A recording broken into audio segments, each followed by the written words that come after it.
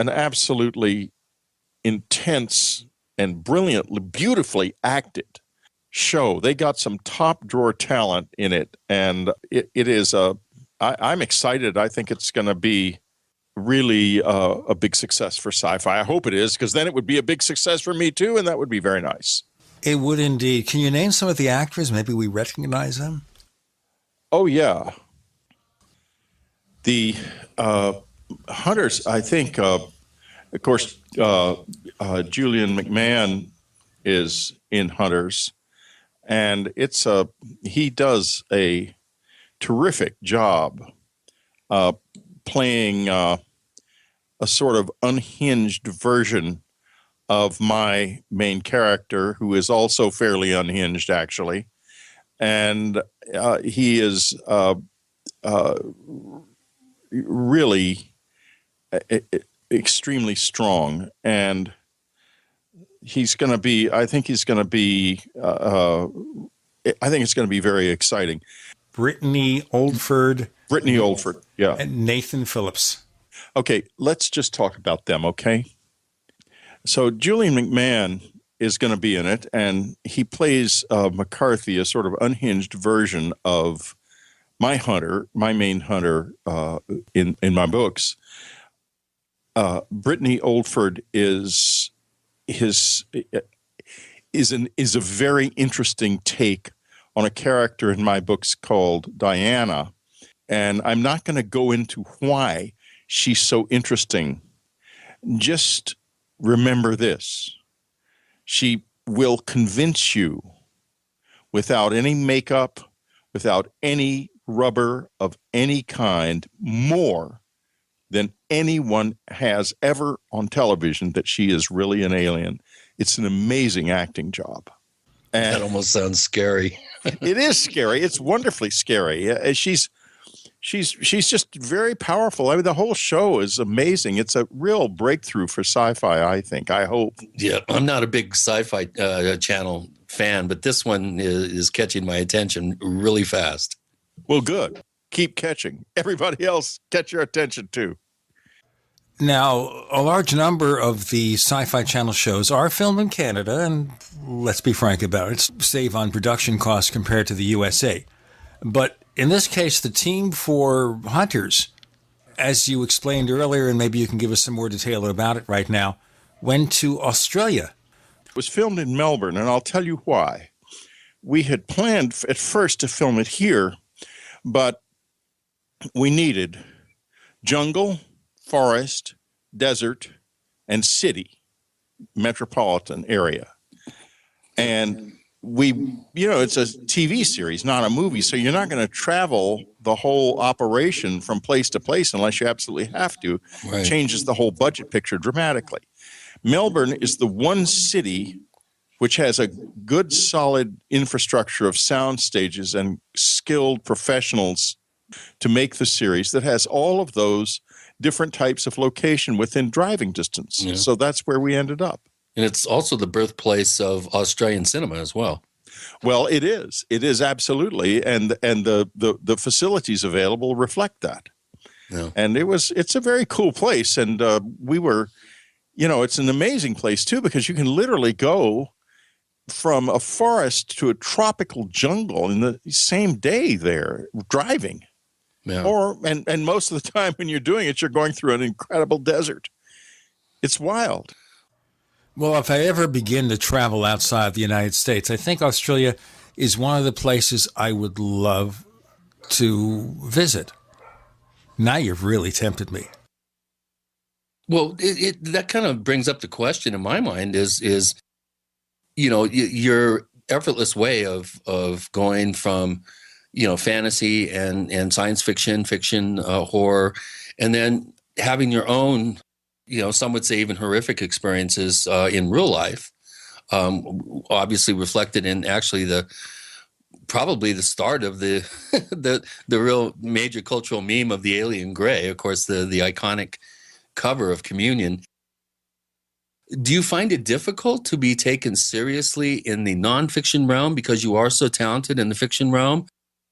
Or vice versa? Not exactly. The the nonfiction it's interesting that I even got into that world. I think there are two reasons I got into it. The first one is that for all people say about them, and people love to be frightened, and they love to hate, especially to hate. I'm coming from this at a kind of bad time in my life because I went to a UFO conference over the weekend up in Big Bear, California, called the Alien Snowfest. And a guy spends some time talking to me, then walks out, and he thinks he's not seen. I happen to be walking out right behind me, proceeds to spit on my car. And, where is that coming from? What is that about? I mean, why the hate? In any case, I have been through the ringer because of this, but the visitors are very interested in preserving free will. This is, in my opinion, this is always my opinion. I don't even know what they are. I'm not in the camp that says they're definitely aliens and knows what planet they're from and everything else. I don't know what they are. That's a good breaking point, Whitley. Let me do the break and then we'll continue. With Whitley Strieber. He's written with Jeffrey Kripal, The Supernatural, which is the book we're going to get into next, that we've moved away from the sci-fi world. With Gene and Chris in the Paracast.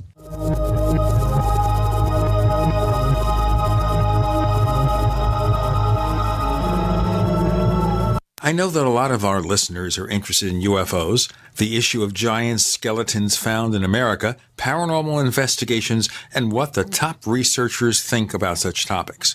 One online magazine has been presenting such unusual information since 1985.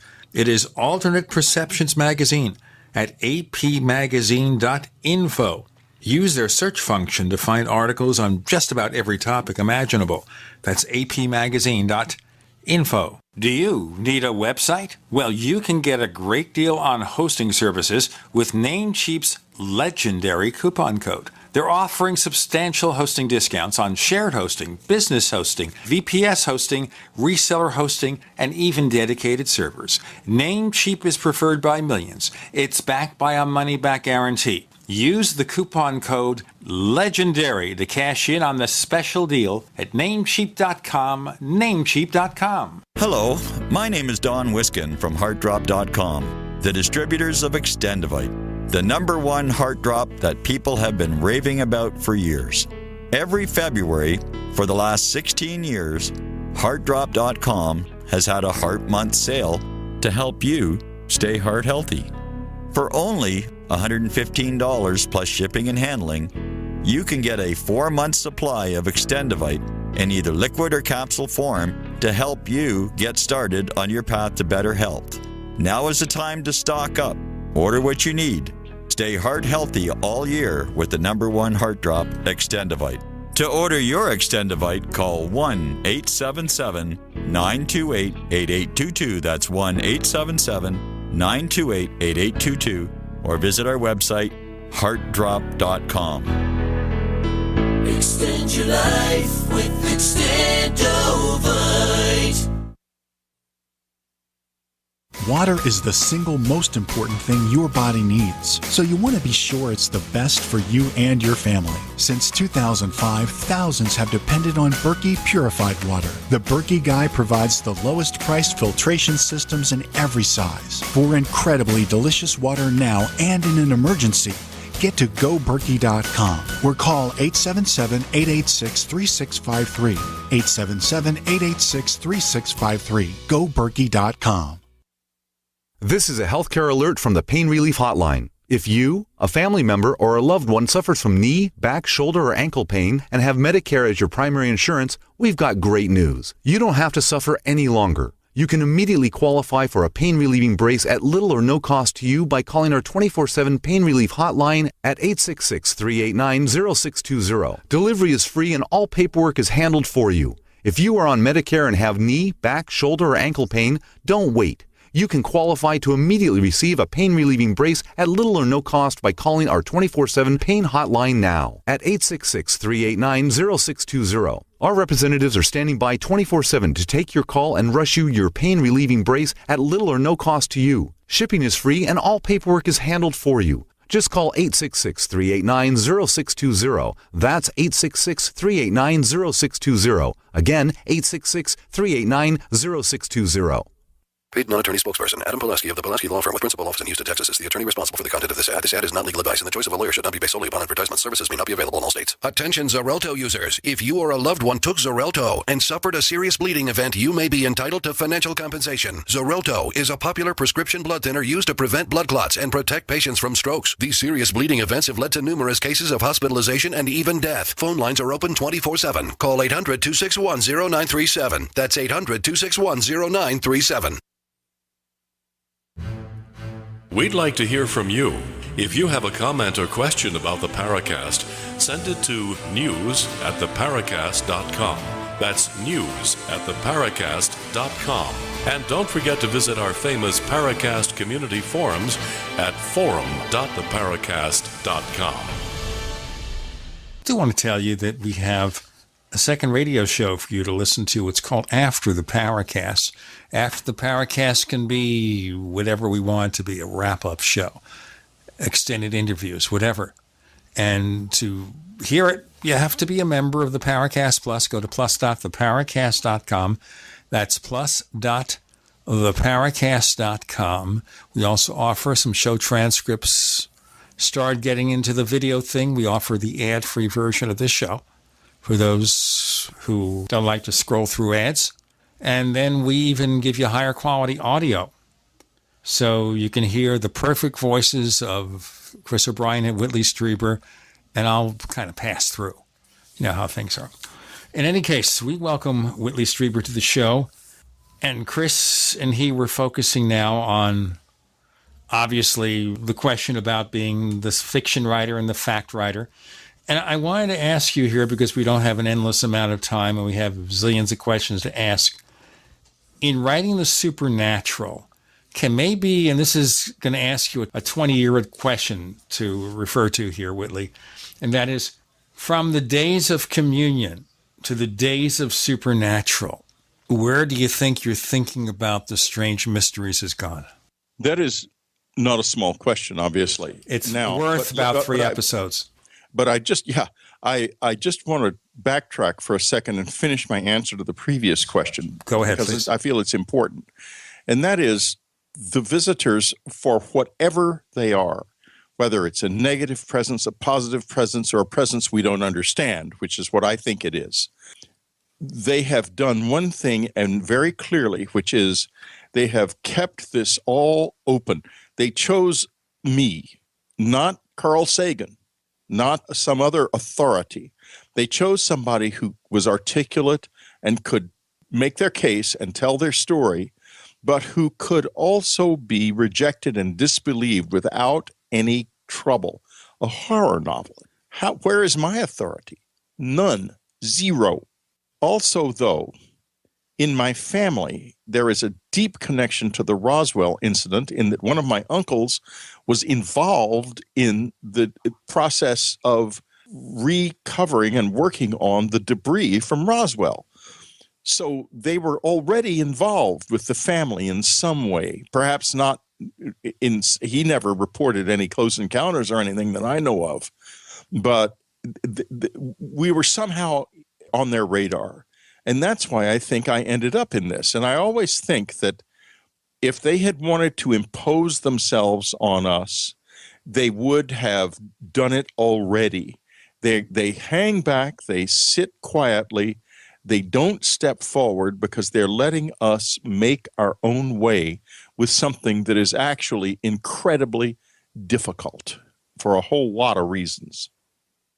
Yeah, it's the evolution of your work and your thinking has always sort of had this kind of hint that there's something deeply symbiotic almost or reflective within the history of this phenomenon and the way that cultural memes relating to this phenomenon have grown and evolved and separated out into sub memes. And it must be, I I don't know how it would feel to be, you and being at the root of just a meme propagation that occurred when communion came out. And one thing that you've never done is really come right out and state that, these visitors are one thing and they're another thing. But again, I've always felt this kind of evolution of your thinking throughout this. And I'm just taken by your new book with Jeffrey Kripal. It's really highly suggestive of something that is being manifested for us, by us, but is also different. And there's some external element that seems to be at play here, or at work, if you will. Well, let's go back to the previous question. The question was, how has my thinking changed between communion and this book at Supernatural? And the answer is actually, in my case, not much. What has changed, however, or what happened to me, is that the media picked up on my book, and I talk about this in Supernatural. They picked up on communion and ran with the idea of alien abductee Whitley Strieber, rectal probe, yuck, yuck, yuck. Let's laugh him off and get him out of here because he's scary. But mainly, we have been lying to the public for years. We know it. And we want to do anything we can to continue that lie. Let's help the Air Force. Let's help the Central Intelligence Agency. Let's do everything we can to make sure this cover-up stays in place so we won't get what we deserve, which is to be totally discredited at every level. They're not real. They haven't been real for years, the media, I mean. And this is a blanket statement, big blanket statement. Now, as far as my thinking is concerned, in the frontispiece of communion, what was ignored by them, and I was not effective. This is not entirely their fault. I was not effective. I tried hard, but I could not get through. What was ignored by them was this phrase, the human mind winks back from the dark, and it's terribly important. Communion is a book of perceptions, not a book of claims, and the subsequent books are too, but they were taken to be me making a case for having actually been abducted by real aliens, when in fact, I don't know what happened. I can tell you there were physical side effects. I can tell you that there is an implant in my left ear right now. I can tell you when it was implanted. I can tell you all of those things. But what I can't tell you is, in the final sense, who did it and what they did and why. That I cannot tell you. Just very briefly, maybe parenthetically, Whitley, from time to time, I've made this argument from a devil's advocate standpoint that maybe some so-called abductions are staged for a benefit or for the benefit of the U.S. government and do not involve any alien or paranormal force. Who knows? Sure, I wouldn't disagree that isn't possible. It's a big, strange universe. And we're just a small, strange part of it, so sure, that's possible. What the motive would be another question. Although, when you look at this carefully and you spend time, and I've been much deeper into this world than I'm really able to say, not because I'm keeping a secret, but because it's beyond language. It does not work. You can't explain some of this stuff. It's unexplainable. In any case, there is a level of conflict in there somewhere. It appears that somehow or another, at some level, some kind of, I would hesitate to call it a battle, but there is some kind of tension, a negative and a positive vision of some sort are unfolding kind of in each other's faces. And what we see is, to some extent, a side effect of the friction between them. This is another one of those intriguing possibilities. Let's get into it in our next segment. With Whitley Strieber, the book is The Supernatural. You're on with Gene and Chris. You're in the Paracast.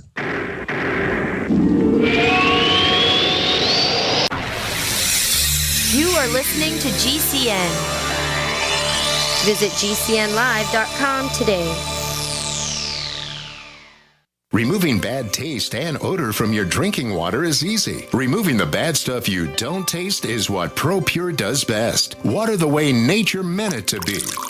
Clean, crisp, and refreshing. See the complete line of ProPure countertop, inline, gravity, and household water filtration products. Visit your authorized ProPure dealer or ProPureUSA.com. That's ProPureUSA.com or call 800-544-3533. No other network provides the level of customer service we do. When it comes to radio advertising, we are your one-stop shop. And no matter how big or small your business is, we can help. Email us at advertise@gcnlive.com, and an experienced advertising executive will help you take the first step towards driving more customers to your business or website. Advertise@gcnlive.com. Easy, affordable, effective.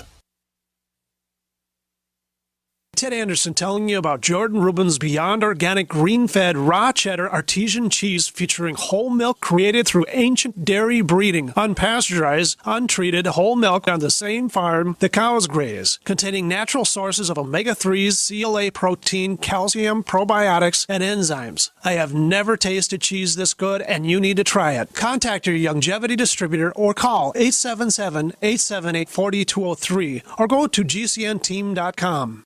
You haven't experienced yogurt until you've tried a Mossy, embodying health and flavor in a true whole milk, green-fed dairy beverage. Every sip pays homage to our old world cows and the ancient culturing methods their milk benefits from. With over 30 probiotics, a Mossy's undeniably nutritious, refined, cultured sensation bolsters your health and awakens your passion for dairy. A Mossy's so good, and you need to try it. Contact your longevity distributor or call 877-878-4203 or go to gcnteam.com.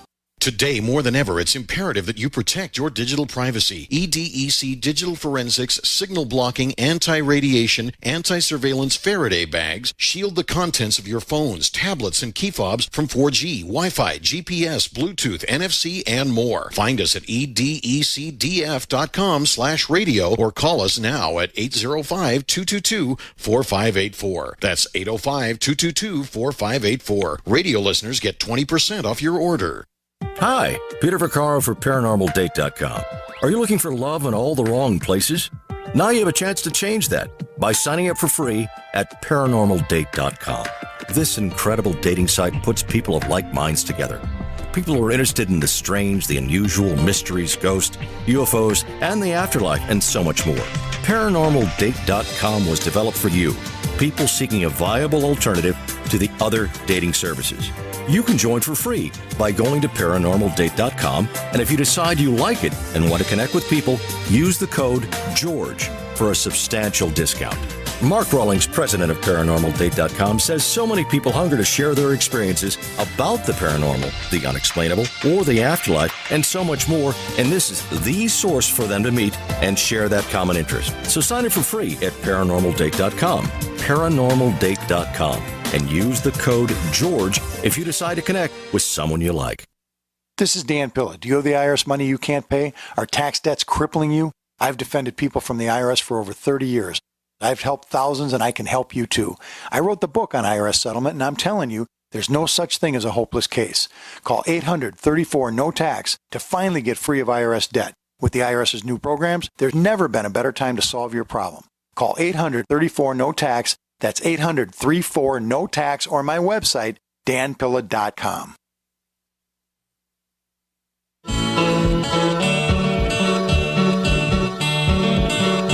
This is Micah Hanks of the Gralien Report, and you're listening to the Paracast, the gold standard of paranormal radio.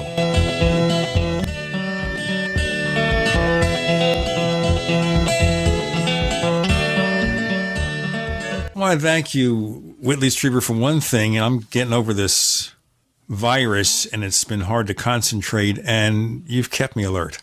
You know, I have an excellent memory, but I have never had a good memory for names. If anything, it's gotten worse. Well, you see, when I was a kid, they called me names too. But usually what they do is, where I grew up, the name Steinberg should be fairly common in Brooklyn, New York. You'd think, except that I remember kids calling me, "Hey, Schnitzelburger."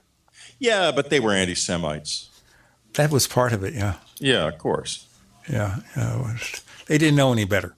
And when I went to the Deep South, I was working at radio stations, and what they would do, the sales manager at one station took me to all the Jewish merchants in Northwest Alabama. Hey, here's this Jewish guy from Brooklyn, New York, advertised with us.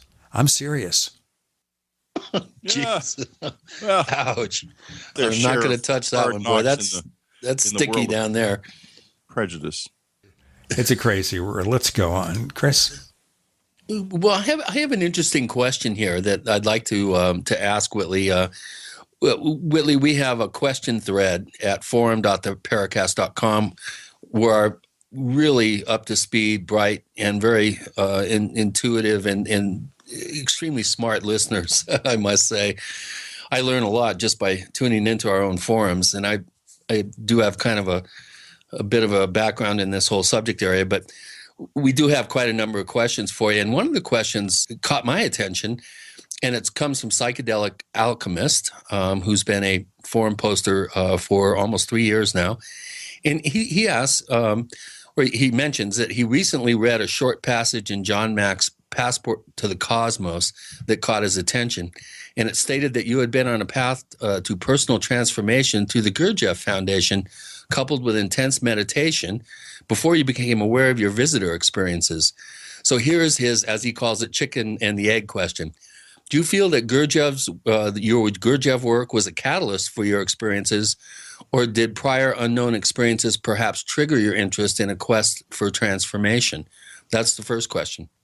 Okay, well, let's not go to the second question. Let me first get to this one. Both things are true in this sense.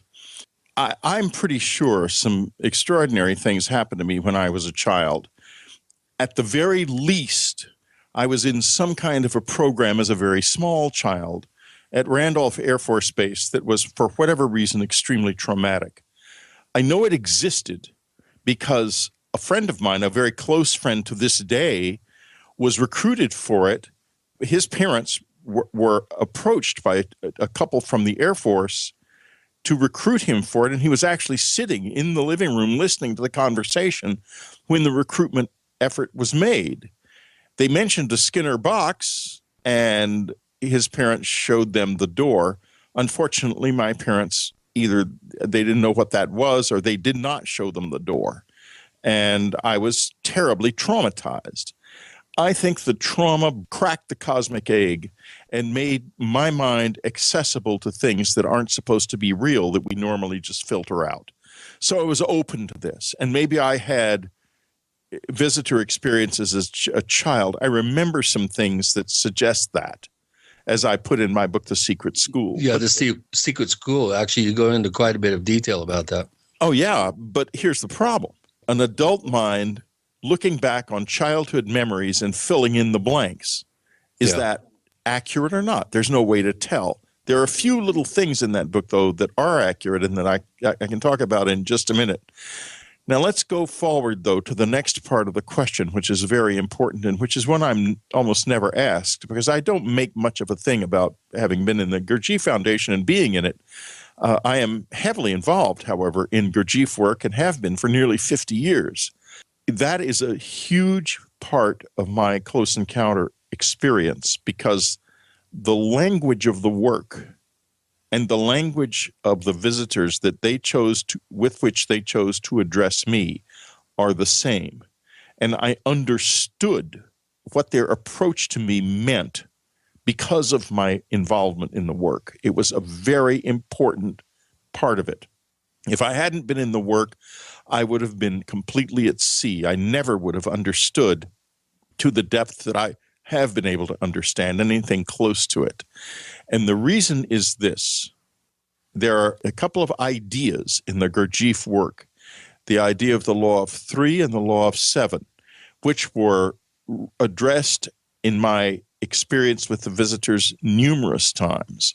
And you'll find, if you look in Transformation, an analysis of an event involving the work's understanding of the law of the Gurdjieff work's understanding of the law of 3 and the way the visitors used it to express themselves to me. Now, that was one thing. Another thing is that in the foundation and in Mr. Gurdjieff's work, you work with friction. It's not easy. It's not like some airy-fairy meditation process. It's work. That word is used for a lot of very good reasons. And friction is central. The experience of inner friction, having encounters that are laden with friction in the context of your work, etc., and so forth. So when the visitors brought me friction, I reacted to it not by withdrawing in horror, but by absorbing it and making use of it in my work, inner work on my own consciousness, because I knew how to do it. And that's why people say to me, well, they did this and that awful thing to you. How can you possibly think that they are anything except evil? And here's my answer. I benefited from that friction. I grew because of it. Well, you absorb the static discharge that you get from friction. Yeah, exactly. So if they were good or evil, I don't even care. I'm not even interested in going down that path. What I am interested in is, can I benefit or not? And I could in these cases, very much so. So yes and yes, the Gurdjieff work was crucial to my ability to work with the visitors, and my childhood experiences undoubtedly were also part of a preparation, which is a life preparation. No question in my mind about it. I was probably on some level, maybe that not even the visitors understand fully, being prepared for this from a young age. Well, that might explain why people who haven't had the background and people who haven't done the work, shall we say, in this particular example, are so overwhelmed and bewildered by what they consider to be an abduction experience that they react to, in most cases, from a fearful, almost like victimized point of view. And someone with a background in meditation and doing work, especially the kind of Sufi-tinged work that Gurdjieff had, would be, I think, less inclined to be terrified and be able to embrace it a little bit more. More up to it. I mean, they came into my life and beat the dickens out of me. By so doing, finally waking me up to their presence. They had been trying to get through to me at least since the previous October, when this happened in December of '85. And finally, in December of '85, they just hauled off and beat the dickens out of me until I finally broke through and realized they were there, and at all, because I was filtering them out like we all do. And what I thought was, after I eventually became clear to me that somebody was there and had done this, and that they didn't look to me to be anything like what I would call human, I thought to myself, wow, I'm not going to hide from this. I'm going to go out in the woods and see what happens. Let's do the break here and go on with that. We have Whitley Strieber, co-author of The Supernatural. You're on with Gene and Chris. You're in the Paracast.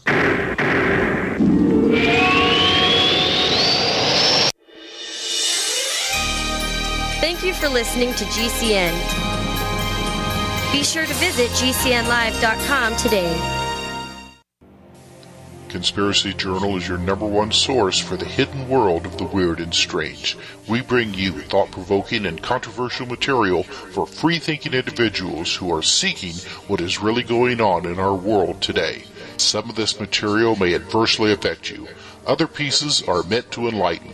Either way, be prepared to be intrigued by such things as the reality of UFOs, ghosts, strange creatures from time and space, hidden conspiracies, time travel, Nikola Tesla, suppressed technology, and a whole lot more. You can find out more by visiting our website at conspiracyjournal.com. There you can sign up for our free weekly newsletter sent directly to your email address. Find out what they don't want you to know.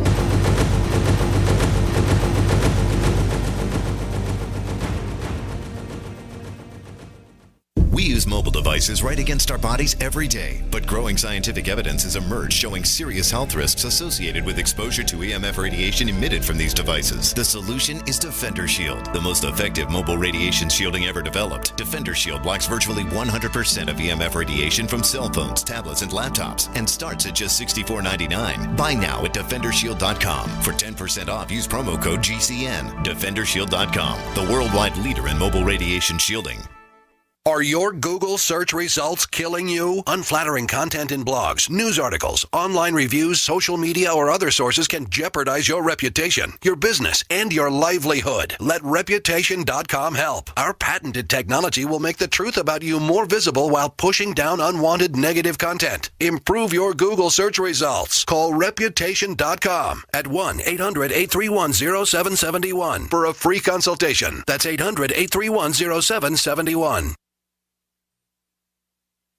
Owe $10,000 or more to the IRS? Get on board with the Tax Admiral. Don't pick on the IRS alone. I'll cut penalties and reduce your overall tax bill. Sometimes I can even get it zeroed out completely. We're an A-rated company helping people clean up their mess with the IRS. If you owe $10,000 or more, then call the Tax Admiral. Call 800-287-7180. Again, that's 800-287-7180. 800-287-7180. As if chlorine in our water weren't bad enough, now they're adding ammonia? It's true. Some municipalities are now adding ammonia plus chlorine to your water supply. It's a disinfectant called chloramine.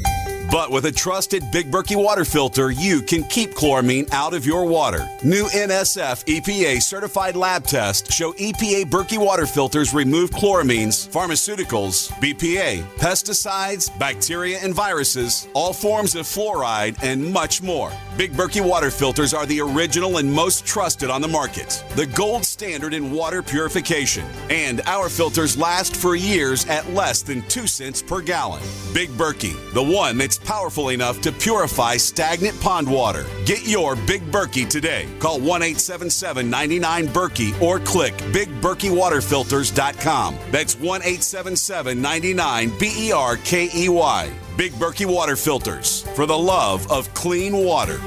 Most of you know that heart disease is the #1 silent killer in the U.S. What if I told you for just $54.95 a month you could fight against heart disease naturally? At Heart and Body Extract, we've been helping thousands of people get back to a healthier heart. Don't just take my word for it. Check out all of the success stories at hbextract.com, or to order, call 866-295-5305. That's 866-295-5305. hbextract.com. Don't risk it when you can take charge of it.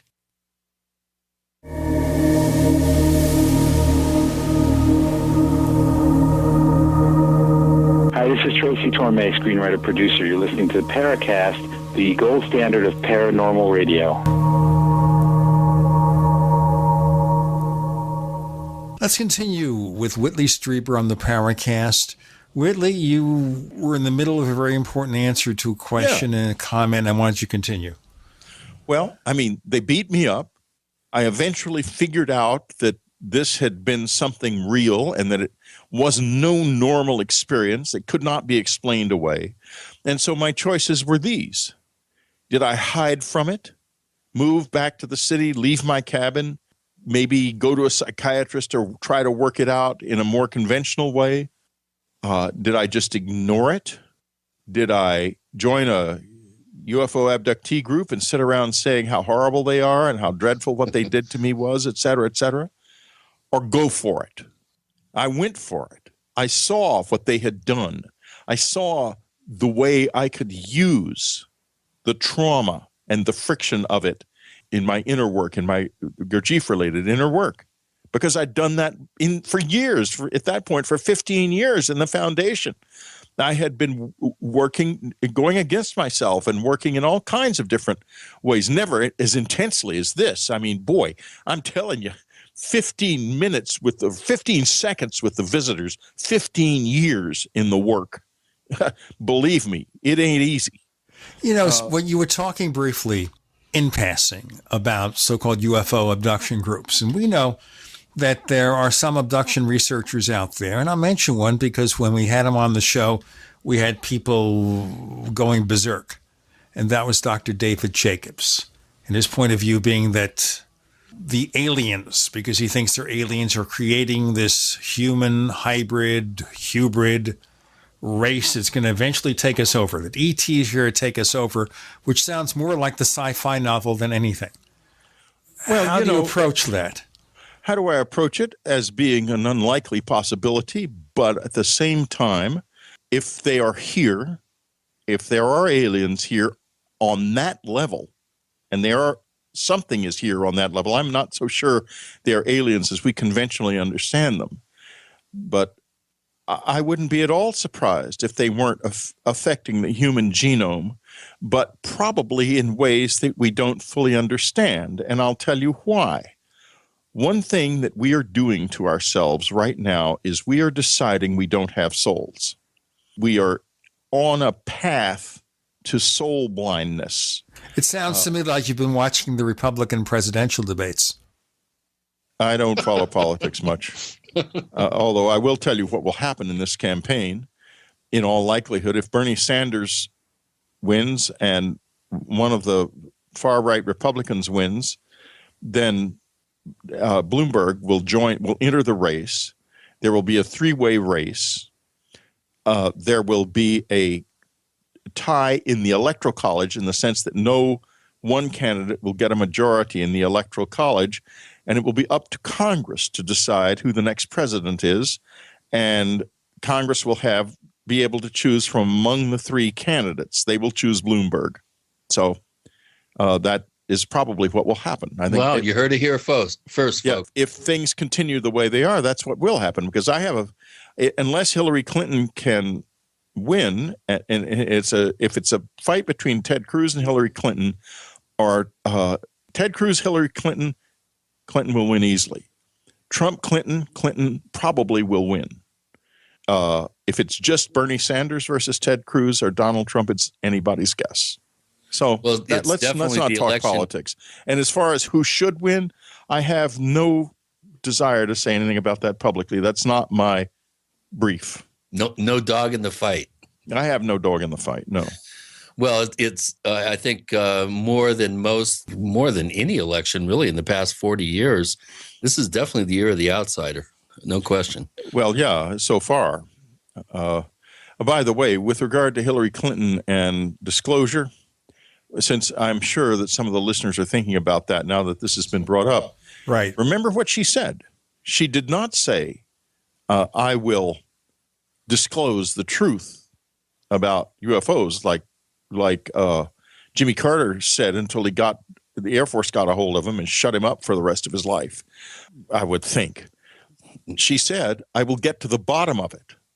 That may or may not mean she will say what she found at the bottom of it. Well, it also sounds like it's placating the voter. It's a bid for some votes, because there is a constituency of a few million people who will vote for a candidate who promises disclosure, and that could be the tipping point. It's a small group, maybe 1 million, maybe less. They probably know exactly how many the candidates. But when Bernie Sanders was asked about it, he was very flip about it. He just ignored it. He thought it was ridiculous. We still have John Podesta. Well, now, are we ready for the kind of disclosure that John Podesta wants? It ain't going to happen. George H.W. Bush last May said he told the truth, however briefly, and probably by accident since he's 91. He said, the public's not ready for this. And that is the truth. The public's not ready for this. The visitors said to Phil Corso, what's on offer is a new world if you can take it. How can we take it? I mean, look it out there. David Jacobs, let me tell you what would happen if the kind of disclosure that Leslie Keane and John Podesta, they're good friends, and the disclosure people long for happened. If, say, some middle-level person at JPL said, yes, we have seen some objects that could be intelligently controlled. Within 48 hours, there would be a question, or at the next presidential press conference, it has been admitted that there are craft out there, possibly under intelligent control. What about the abductions? Because that's where everyone will go immediately.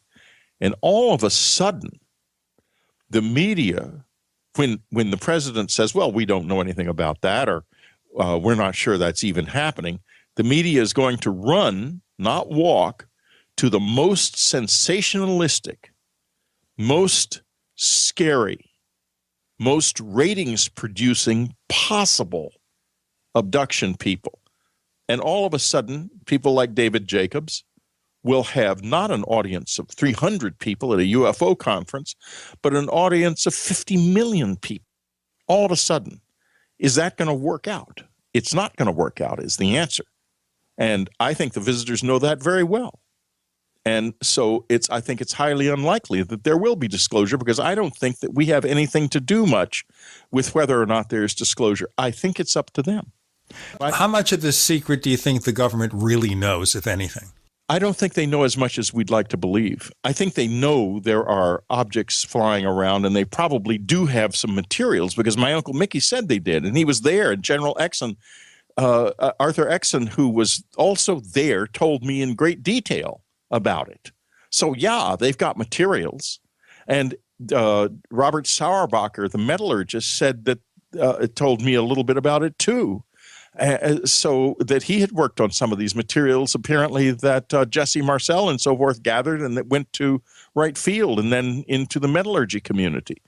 So, yeah, they have materials. Maybe they have bodies. I don't know. That's certainly possible. If something crashed and somebody was in it, probably they do have bodies. I had a fabulous couple of people on the radio program the other week about the Aztec UFO crash. Scott Ramsey? Yeah, they were awesome. They really have done their homework.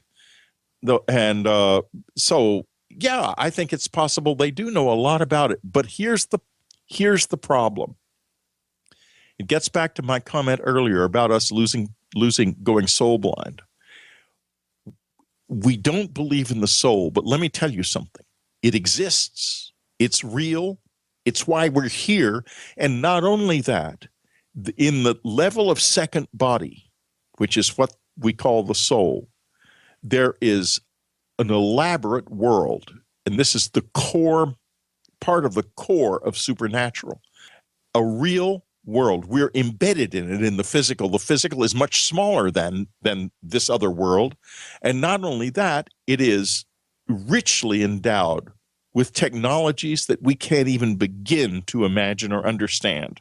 And the more we deny it, the more we ensure that we cannot make real progress as a species, and that the new world on offer is one that we cannot take.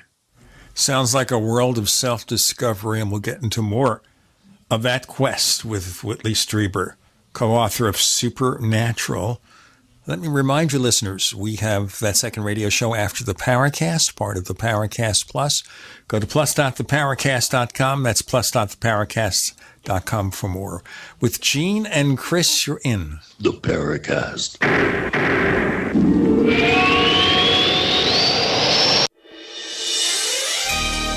Thank you for listening to GCN. Be sure to visit GCNlive.com today.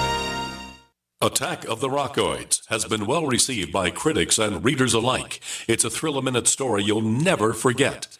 A former U.S. military intelligence officer is haunted by intense dreams about a beautiful woman pleading for his help after a terrible battle in outer space. But the dreams turn out to be true and thrust him into a telepathic love affair with a woman whose faraway planet is intent on destroying the Earth. And now the gripping tale continues in The Coming of the Protectors.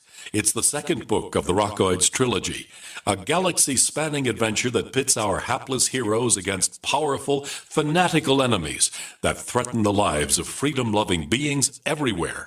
Attack of the Rockoids and The Coming of the Protectors. Classic science fiction at its best, available now. For more details, visit rockoids.com. That's ROCKOIDS.com. What would your life be like if you woke up each morning with new vitality, feeling better than you have in years, and you noticed a difference in your sleeping patterns, blood sugar levels, and had a sense of well-being overall? There's something that is changing thousands of people's lives, and you could be one of them. It's called Heart and Body Extract. Sharon Harris, co-creator of Heart and Body Extract, talks about the positive effects of Heart and Body Extract. What happens with the formula Heart and Body Extract is it's giving the body the necessary vitamins, minerals, amino acids, enzymes, and phytonutrients so the body will heal itself. And yes, the body does have the ability to balance blood pressure, balance cholesterol, clean and unclog the arteries. It can also work on balancing the circulation for diabetics. So the body is an amazing thing. It simply needs some help, so it has the tools to heal itself. Heart and Body Extract gets results. To order your 2-month supply, call now, toll free at 866-295-5305. Order online at hbextract.com.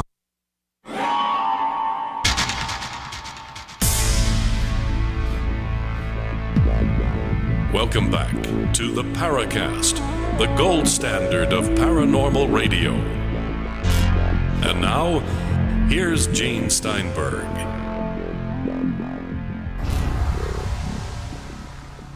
Whitley Strieber is with us, and we're talking about, I guess, discovering a wider world around us. It sounds, Whitley, when you talk about it here, is we're living here with tunnel vision, or we have 2100 vision, and we somehow need to get 2020. Yeah, that's accurate. But at the same time, how do we get that? How do we do this? And where do we go? Well, as a culture, the Western world is going in the wrong direction. And if you look at the world in general, we have been trying to address the meaning of what Jeff and I call the supernatural, 2 words, for all of our history. If you look back across the human past, it is a rubble of gods and the weapons and skeletons of those of us who have been fighting over which God is true. Except for greed, probably more people have been killed in the name of religion and, one societal control mechanism versus another than any other cause in human history, undoubtedly. Well, what happens is we see these things and they have an immense impact on us and not necessarily a negative one. Well, for example, St. Paul sees a light or something on the road to Damascus. It transforms his being. He becomes an advocate for that which he had been trying to destroy. Complete reversal. And he changes the world on the basis of a flash of light. But how does he change it? He changes it in a very specific way. He shows the idea that the individual is important to God. Prior to St. Paul, the only people who were important to God were the leaders. The emperor got to become a deity, got deified, but the average guy, the average aristocrat, got a nice tomb, and the average grunt working in some mine, slaving for the Romans, died and was forgotten and became part of the earth again and didn't even matter.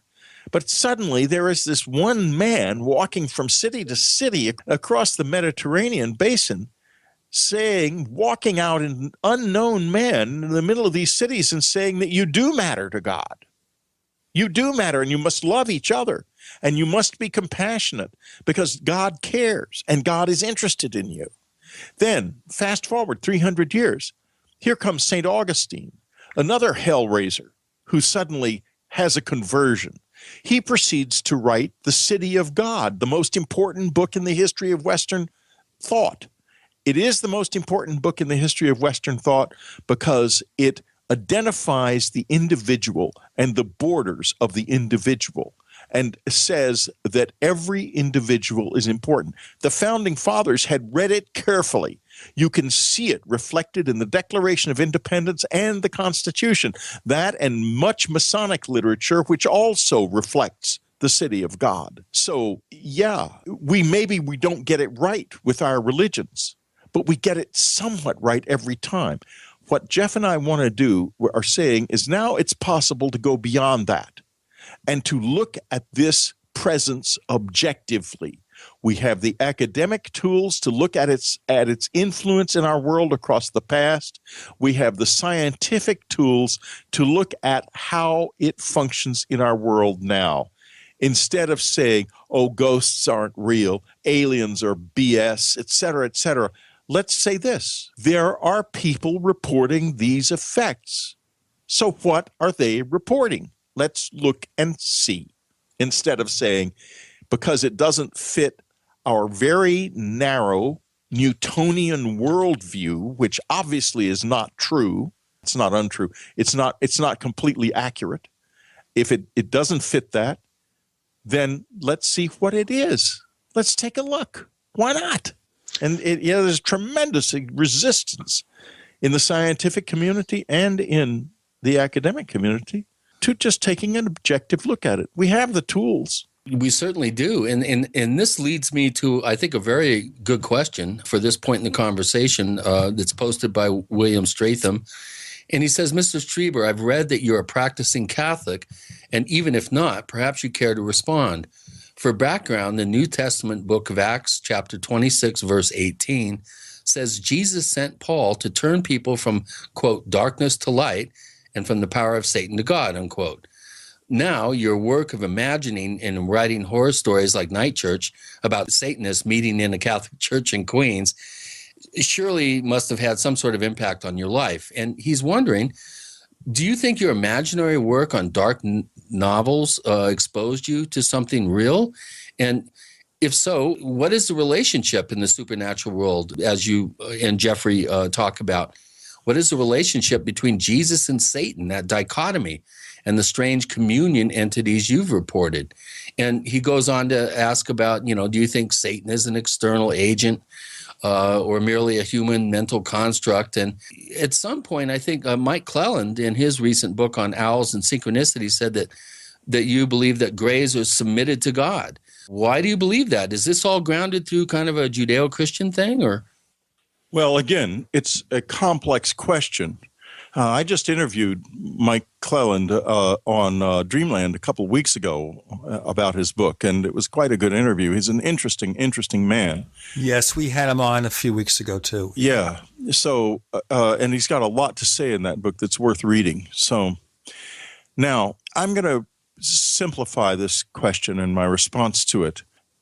I am a believer in Jesus, not necessarily in the same way the Catholics or the Christians are, but I think that Jesus had a special role to play in this world. I don't understand it. I don't know where he came from.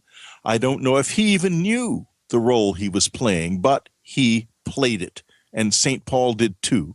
St. Paul drew a lot of his ritual ideas for the Mass and so forth out of the Mithraic tradition. He was from Tarsus, which is the city of the bull, which is also the place where the Mithraic religion was centered. It was at the time a secret religion. He switched it to the blood of the lamb, basically. Right, he blood of the lamb instead of the blood of the bull. He's giving a message there. He's saying it's not a bull that we're concerned about, it's ourselves in the context of peace. He is building his ritual against the Mithraic ritual. It's also adopting certain precepts so that he could get more adherents quickly. Well, of course. Later on, in fact, I believe it was Tertullian who wrote in his piece Contra Celsus. We don't have the works of Celsus. They were all burned by the Christians. But in Contra Celsus, he mentions that it is claimed that Paul took Christian ritual from the Mithraic ritual. I believe it's in Contra Celsus. And I think Tertullian was the first to actually propose time travel, suggesting that Satan had traveled back in time in order to confuse the issue and to make it seem as if the Mithraic ritual had preceded the Mass. Now, that kind of confusion is inevitable when people are trying to promote and forward a system of beliefs. Well, that's the ultimate in back engineering. Yeah. In the end, what do I believe? I don't really believe anything. I believe the question. As I said, Jesus was something important, but as to what it was or whether or not he even knew it is a matter of open question for me. Who Paul was and what really happened to him is a matter of open question. I will not go so far as to say that the interpretations that followed, that gave rise to Christian religion, are correct. I wouldn't say that about any religion, about Islam, about any religion. I will note that a being of light was in the cave with Muhammad, supposedly, that it was a flash of light or a experience with light that affected St. Paul. And there are so many other instances of light in human life, the burning bush, that have had a tremendous effect on human culture. Let's break it right there, Whitley, and we'll continue. We have Whitley Strieber with Gene and Chris. You're in the Paracast.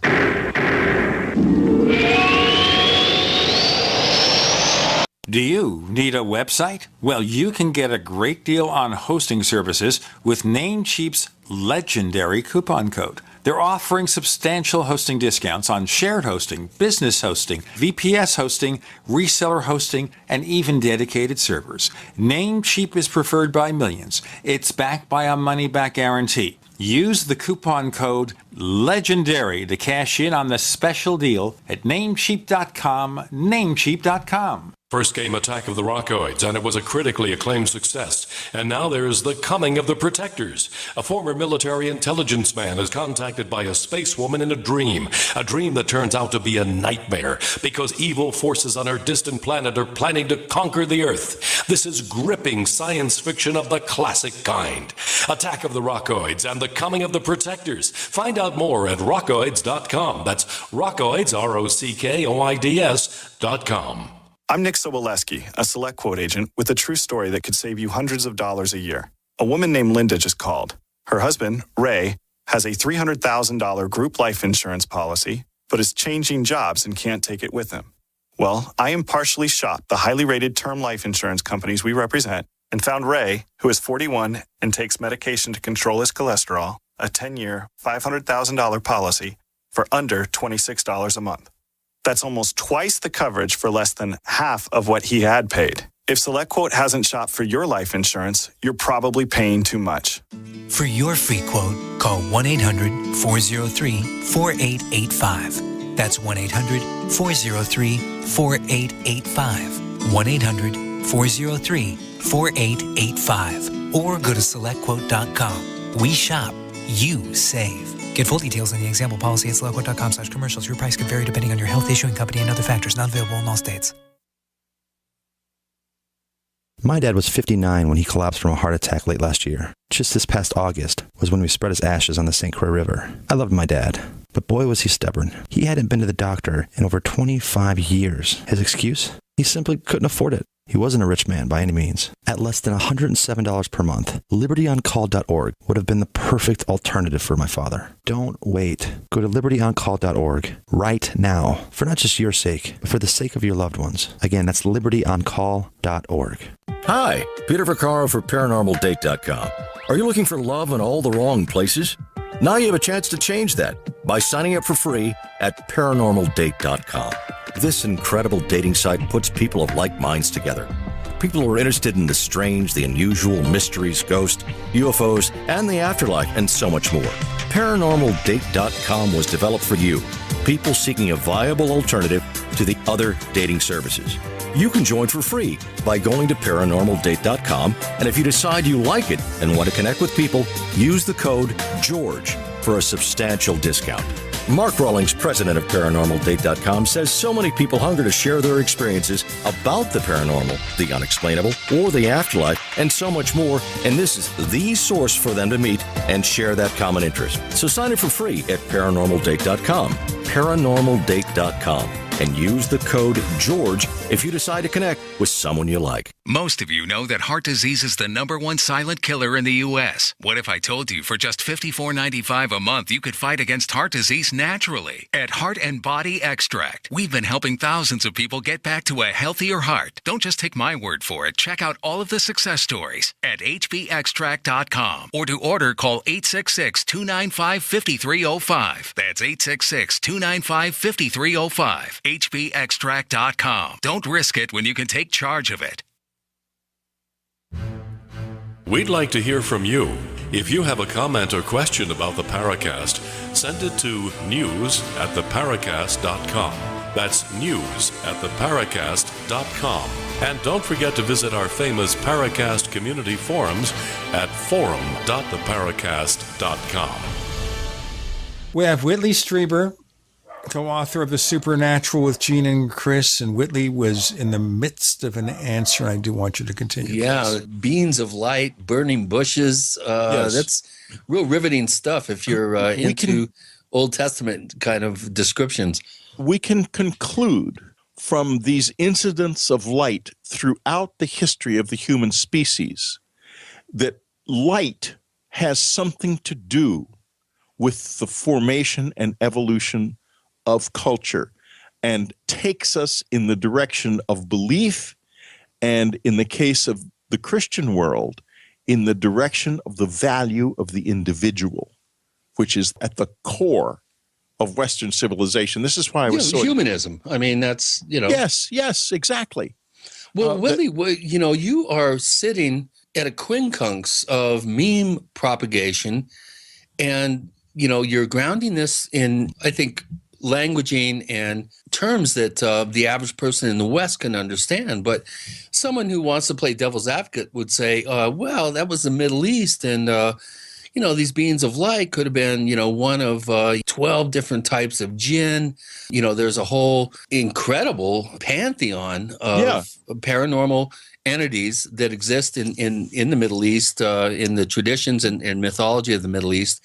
And so, what we're looking at is something obviously that is cross-cultural in nature, and it also, you're using descriptions from one culture to another that all seem to be indicating the same thing. Yeah. How does it feel to be someone that's sitting there, being at a very crucial juncture of how these things are being manifested from the ancient times and now are being manifested in modern times? Let's look at them objectively. That's what I'm about. I am about not identifying them. Aliens, jinn, ghosts, spirits, angels, demons. Yeah. Everyone wants my guys to be the demons and the angels to be somebody else. But I want to remind anyone who's thinking in that direction what Rainier Maria Rilke said in his 8th elegy: every angel is terrible. And what makes the angel so terrible is that the angel looks into your soul and takes your consciousness with him into places you find it very, very hard to go. So when you tell me, well, an angel would be beautiful, I come back and I say, you can expect an angel to be very dangerous, very dangerous. And that's exactly what the visitors were. They were extremely dangerous. In Supernatural, we go in a lot, especially Jeff, into the whole idea of the dangerous sacred, because I went deep into this. I was deep into the rules and the life of the other world, of the world of second body. And its rules are different from the rules of this world. There aren't any illusions there. It's not a world of illusion. And as far as angels and demons are concerned, those are energies, and you take them as you will. You make the angels. You make the demons. The energies are just energies. As far as belief systems are concerned, and jinn and all of these things, forget it. Let's forget it. Let's step past it and say there is something there. We know that because of the way it affects us. But let's not take that next step. Let's, as Jeff says in the book, let's make the cut. Let's just not go to a decision about what it is. We only say it is. So in other words, you're going beyond duality. You're going beyond good and bad, positive or negative, young or old. You're looking at something that's liminal. Let me read you the dedication to the book, and it will explain an awful lot about where I'm going and where I'm coming from. I dedicate this book to the memory of Anne Strieber. We evolved our approach to the supernatural together. She contributed 3 foundational insights. The first is that the close encounter experience is something unknown and must be kept in question. Second, that the question must be deepened and can only be resolved by scientific and academic inquiry. It must no longer be dismissed with assumptions, beliefs, and premature theorizing. Third, that after reading in excess of 200,000 testaments from the public about close encounter experiences, she was able to say with authority that close encounters with apparent aliens often include perceptions of the dead as well. It is on her rigorous questioning and tireless inquiry that my own insights depend. Anne was a brilliant woman and an expert when it came to turning beliefs back on themselves until they became questions. And if I had not had her at my side, I would not have been able to go down the path I've gone down. And I'll tell you why we're here, what the supernatural is really all about. If the visitors do want to emerge more clearly into our level, they have not been able to do that because there has been no place for the intellectual cultures to turn to. There's been no place for them to go. Where are they going to go? To the flying saucer stories or the alien abduction horror stories? There's not enough there. There's no substance there. There's no there. What the supernatural does is it offers them a ground to begin questioning this. And that is, if there is disclosure now, there is a place for them to turn to start working to make this all come into some sort of focus in the future. A new world if you can take it. We're not going to be able to take it with the alien abduction stories and the confused flying saucer rumors. But we can if we use our tools of academic and scientific inquiry to look carefully at what we already have available to us. The bodies of the close encounter witnesses and perhaps the information that the government has in its hands. From there, we start to build our side of a relationship. Yeah, and that sounds great in theory, Whitley, but the bottom line is right now, and the reality of the situation is that you have a lot of people, in my estimation, formulating a new religion for the 21st century based on aliens, not some sort of divine connection that each of us have with the divine. And what we're seeing is a lot of hoaxes, a lot of pop culture, just total misinformation, disinformation. It's a catch-22.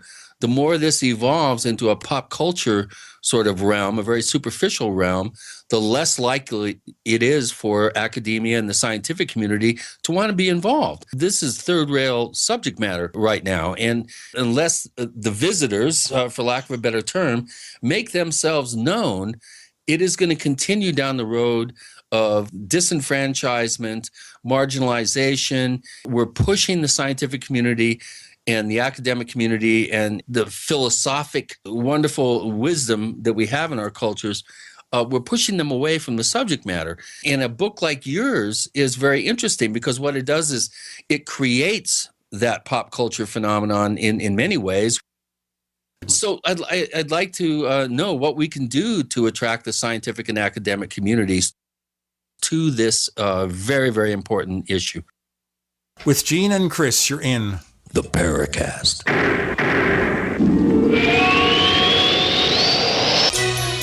Thank you for listening to GCN. Visit GCNlive.com today. We all have heard about the benefits of fish oils, but what about the presence of heavy metals, PCBs, dioxins, furans, and other contaminants found in fatty tissues of fish. GCNteam.com recognizes this risk and offers IFOS certified tested omega-3 fatty acids. EPA, DHA, insist on IFOS omega-3 fatty acid certification. Get the best at GCNteam.com or call 877-878-4203.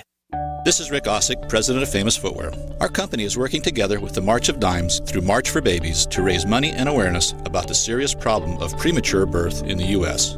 As a business leader, I know that babies born very sick or too soon cost businesses billions of dollars each year, in addition to the emotional stress on employees and their families. That's why Famous Footwear is committed to raising funds to improve the health of moms and babies everywhere. Won't you please join us in the March for Babies? Start a team today at marchforbabies.org.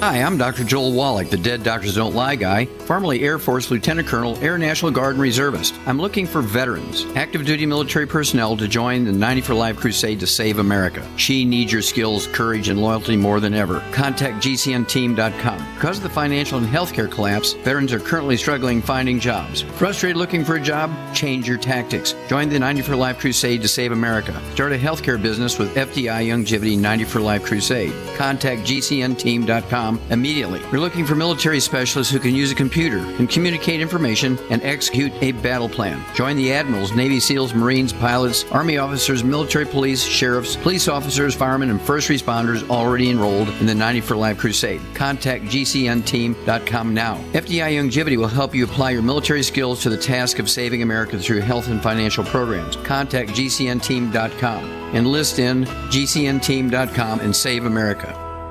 Today, more than ever, it's imperative that you protect your digital privacy. EDEC Digital Forensics, Signal Blocking, Anti-Radiation, Anti-Surveillance Faraday Bags shield the contents of your phones, tablets, and key fobs from 4G, Wi-Fi, GPS, Bluetooth, NFC, and more. Find us at edecdf.com/radio or call us now at 805-222-4584. That's 805-222-4584. Radio listeners get 20% off your order. Winter has just begun, and are you already tired of being cold? How would you like to never be cold again? This is Dale with Fortress Clothing, and I'm here to tell you, you will never be cold again with Fortress. If you're tired of freezing your butt off, elk hunting, sitting in a tree stand deer hunting, winter camping, fishing, ice fishing, no longer fear the cold. If you snowmobile, ski, snowboard, get Fortress. Sledding with the kids, shoveling the walks, shopping, or if you or your spouse get cold feet at home, get Fortress. If you're stuck outside working in the cold or find yourself in an emergency situation, get our winter bug out bag and you will never be cold again. Fortress is the answer, so quit complaining and go to fortressclothing.com. It's a mid-layer garment that goes with anything you want to wear. Enter coupon code RADIO and get 20% off any item. Go now while we still have inventory. FortressClothing.com. Cancer categorizes over 100 diseases. Though we do not diagnose, treat, or cure cancer, GCN team is offering the Clemson University study where there was up to a 95% reduction in cancerous cells when exposed to a plant-derived mineral supplement. If you or a loved one are searching for answers to this horrifying disease, come to GCNteam.com or call 877-878-4203. We'll email you a copy for free. That's 877-878-4203.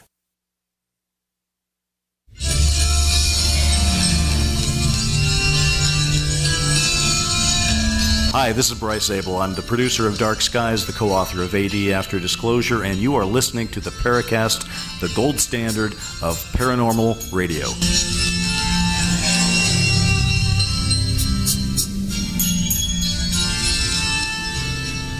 So as we wrapped up our last segment with Whitley Strieber, Chris was asking a long question with a comment. Whitley? Well, the question he was asking is basically, what can we do to take this whole subject out of pop culture and place it into the hands of the intellectual culture? And the answer is we can't. We can't do that. It's not doable. The visitors have to do it. If they want to and they feel a need to, and that's something important to them, I have no idea.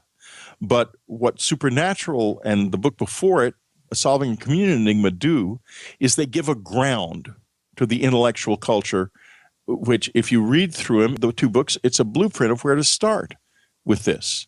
But nobody is going to do that unless something else happens.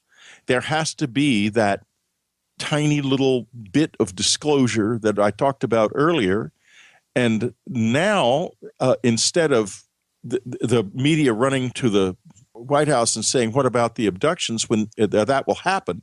But when it does happen, the answer can be, well, we don't know yet, but there are scientific and academic directions that we can take to help us find out. And we can understand this. And that's a beginning. If we make that little tiny bit of disclosure that Leslie Kean is so hoping for, and then this all unfolds, it's all going to unfold on our side of the fence. The visitors will remain entirely silent. They will be passive to this. They're not going to land on the White House lawn or go past in a flying saucer waving at people. There might be an increase in presences where they show themselves in lights in the sky and whatnot. That's possible as we go along. But we have to take this. It's not going to be given to us. We have to go out there and take it. We have to go to the bodies and the minds of the close encounter witnesses and study them properly with the right kind of scientific approach. We have to go to the literature of the past and the descriptions dating all the way back to the beginning of history and reconceive those accurately and rebuild our understanding of what this presence is, because it is natural. Whether it's aliens or something else, it is part of nature. It wouldn't be here if it wasn't. It couldn't be. And it is extraordinary in that it does extraordinary things. It has an extraordinary effect on our world, and it is extraordinarily important. So it's supernatural. What I'm hearing, Whitley, is we are, in some sense, in the driver's seat. It's almost like the visitors have been banging on the big front door, and we've unlocked the cat door. You know, well, or it's like the further down the line we get in pop culture, machinations of meme, scattering these sub memes all over the place. We have to be able to supply them with some sort of signal, some sort of communication that, hey, at least on some level, we're ready. And that's got to come from the control structure, whether it's academia, government, military, the thinkers, the intelligentsia. You're saying that we need to have that acknowledgement there. We have to have the acknowledgement in order to move forward. Yeah, and so it's not so much disclosure that we need. We just need a simple acknowledgement. Well, yeah, it doesn't have to be big. It can be very tiny. It doesn't have to be. Leslie's right about that. If I'm right about how she thinks this should unfold, it can be very tiny. But before Supernatural, there was nothing there. There was no place to go to for the intellectual and scientific communities. They didn't have anything to focus on. The book provides that focus, and it shows Jeff's work in it in his comparative work that he does. He shows exactly how to work with this material from an academic standpoint. And if you read Solving Community Enigma and also some things that I say in Supernatural, there's a lot of information about just how the scientific community can go about looking at this from a scientific standpoint. Yeah, but you have to approach them with the proper languaging, with the proper gravitas, with the proper groundedness. That's not going to happen. For them to break through they've already judged this whole thing as ridiculous. Exactly. And they're going to continue to do that unless there is something that changes, and that has to change. I can't make that change. That change has to come from the outside. It has to come from someone like President Hillary Clinton saying something, or as I said earlier, suggested earlier, someone in NASA admitting a little corner of the truth. From there, we would go. I mean, you'll have the influence media like the Washington Post and the New York Times ignoring it as long as they can, because they've been wrong for 50 years and they're not going to want to be discredited in that way, and I don't blame them. I don't think they really care at this point. No, they would care then, though. They would care a lot. Well, they will in the final analysis, I would hope. But essentially what we're looking for is a straw that's going to break the camel's back. That's right. And that could be just a simple event statement by somebody, whether it's by design or inadvertently, that will then open up the floodgates. Yeah. Doesn't have to be a big guy. I mean, someone in the middle level of authority. It won't take much to open these floodgates right now, because I know a lot of people in the scientific community who are aware that there is something real here and are only waiting for that straw to drop onto the camel's back before they go running to their granting authorities looking for money. And believe me, it is very close to happening. And what's holding the dam closed right now is two very simple and straightforward cultural artifacts. One is the United States government, and primarily the United States Air Force, does not want to admit what it believes, which is quite not correct, that it made a mistake in the past. That's number one. Number two, the media does not want to admit that it bought into that, into the lies. And they're supposed to be the guardians of truth, and they have been the guardians instead, in this case, of the biggest lie in human history. The Robertson panel did its job very well. Very well. I knew, speaking of the Robertson panel, I knew Walter Orr Roberts. He was president emeritus of NOAA when I knew him, and he had been invited to be the chairman of Project Blue Book before, what's his name, became the chairman of it. Hector. Yeah. In any case, he said he turned it down because it was obvious from the beginning when he started talking to the people in the Air Force that it was a foregone conclusion. There wasn't Project Blue Book. He said, as far as he was concerned, the preface to Project Blue Book had already been written before the committee was even convened, so he didn't even want to bother with it. A real career killer. Well, yeah, but here's the interesting thing: what the text says and the conclusion in the frontispiece of the book are two different things. The frontispiece says they didn't find anything of any interest, and the Air Force is getting out of the business, which it did not do. But if you look at the text, you discover that they found quite a few things of interest, and I'm sure there are more that aren't in the text. Right. Well, the publicized section had 701, I think 701, unknowns as they were labeled, which is the title of Tracy Torme and James Fox's project that's been laboring along for quite a while for a documentary. Yeah. But, nothing's going to basically change until somewhere that little chink of a door is open. And I'm hoping, I think that the visitors have a lot to do with whether or not that happens. I don't think that there's some secret place somewhere where the visitors sit down across a desk from some cat from the Air Force and say, you're supposed to do this and you're supposed to do that, and tell the president this. But I thought Valiant Thor already did that. I do think they have ways of influencing us. We're going to influence our listeners in this fashion for a moment, then back with Whitley Strieber. With Gene and Chris, you're in the Paracast.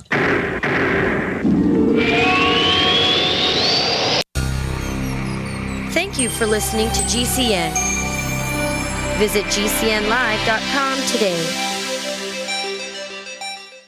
Graphic Converter is the image manipulation tool for the rest of us. It does not use any database. You get full control of all your files. Want to view the images of a folder? Drag it into Graphic Converter and a powerful browser opens up to show your image files. You could use it for slideshows. You could use it to import images from digital cameras or from scanners. Need to do some image editing? You can do that too in Graphic Converter. Also print catalogs. Convert from so many formats I can't even list them. Download now to see if Graphic Converter is good for you, like 1.5 million other users. Guess what? You could save money when you buy Graphic Converter. Use the coupon code NIGHTOWL. Use the coupon code NIGHTOWL to get a special price for Graphic Converter. Go to lemkesoft.com. That's LEMKE soft.com. lemkesoft.com. LEMKE soft.com. ParacastTheGoldStandard.com. My dad was 59 when he collapsed from a heart attack late last year. Just this past August was when we spread his ashes on the St. Croix River. I loved my dad,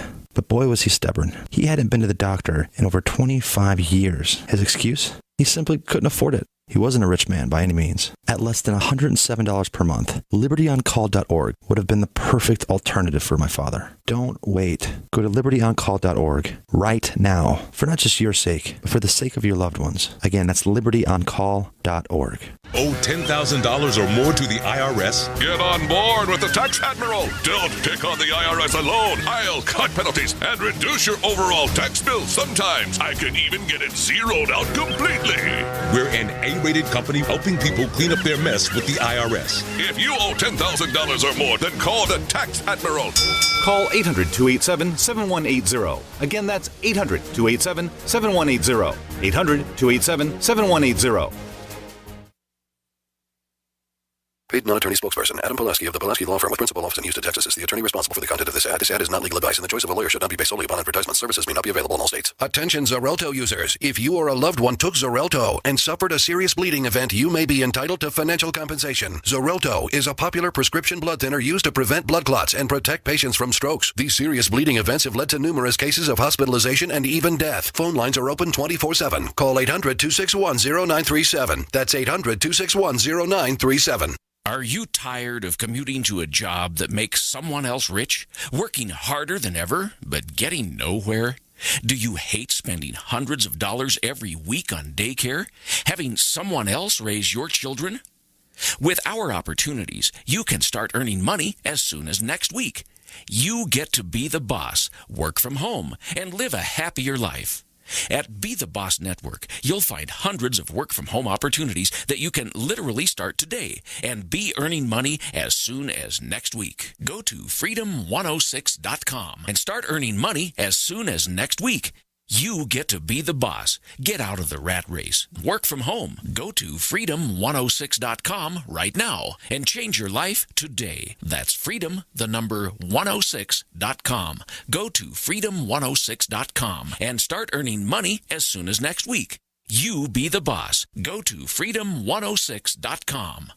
We use mobile devices right against our bodies every day, but growing scientific evidence has emerged showing serious health risks associated with exposure to EMF radiation emitted from these devices. The solution is Defender Shield, the most effective mobile radiation shielding ever developed. Defender Shield blocks virtually 100% of EMF radiation from cell phones, tablets, and laptops, and starts at just $64.99. Buy now at DefenderShield.com. For 10% off, use promo code GCN. DefenderShield.com, the worldwide leader in mobile radiation shielding.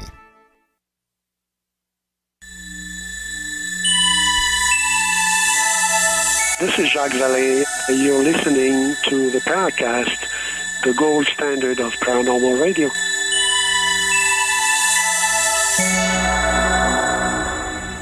We continue with Whitley Strieber, Gene Steinberg, Chris O'Brien, but one quick question, Whitley. You know, as far back as the 1950s, we had a promise of disclosure or some kind of revelation of something that never, ever, ever seems to happen. No. So what's happening now? Is this ever going to happen in our lifetimes? Well, where we are right now is this. We are on a runaway train to environmental collapse on a whole lot of different levels. And with it is going to come ungodly chaos in the human community across the planet. And in that context, I think it's quite possible that we will also end up, one way or another, discovering that the visitors are real or that something is very extraordinary is happening here. At the same time that our world is getting much smaller because the environment is collapsing around our ears, it is going to be getting much larger because we are going to be realizing that we are actually embedded in a much larger, much older, and vastly conscious reality, which we knew nothing about or we have been misinterpreting and trying to understand throughout all of our history. And there will come at the same time two things: extraordinary upheaval in our societies because of what is happening physically in the world around us, and an extraordinary new insight into what we actually are.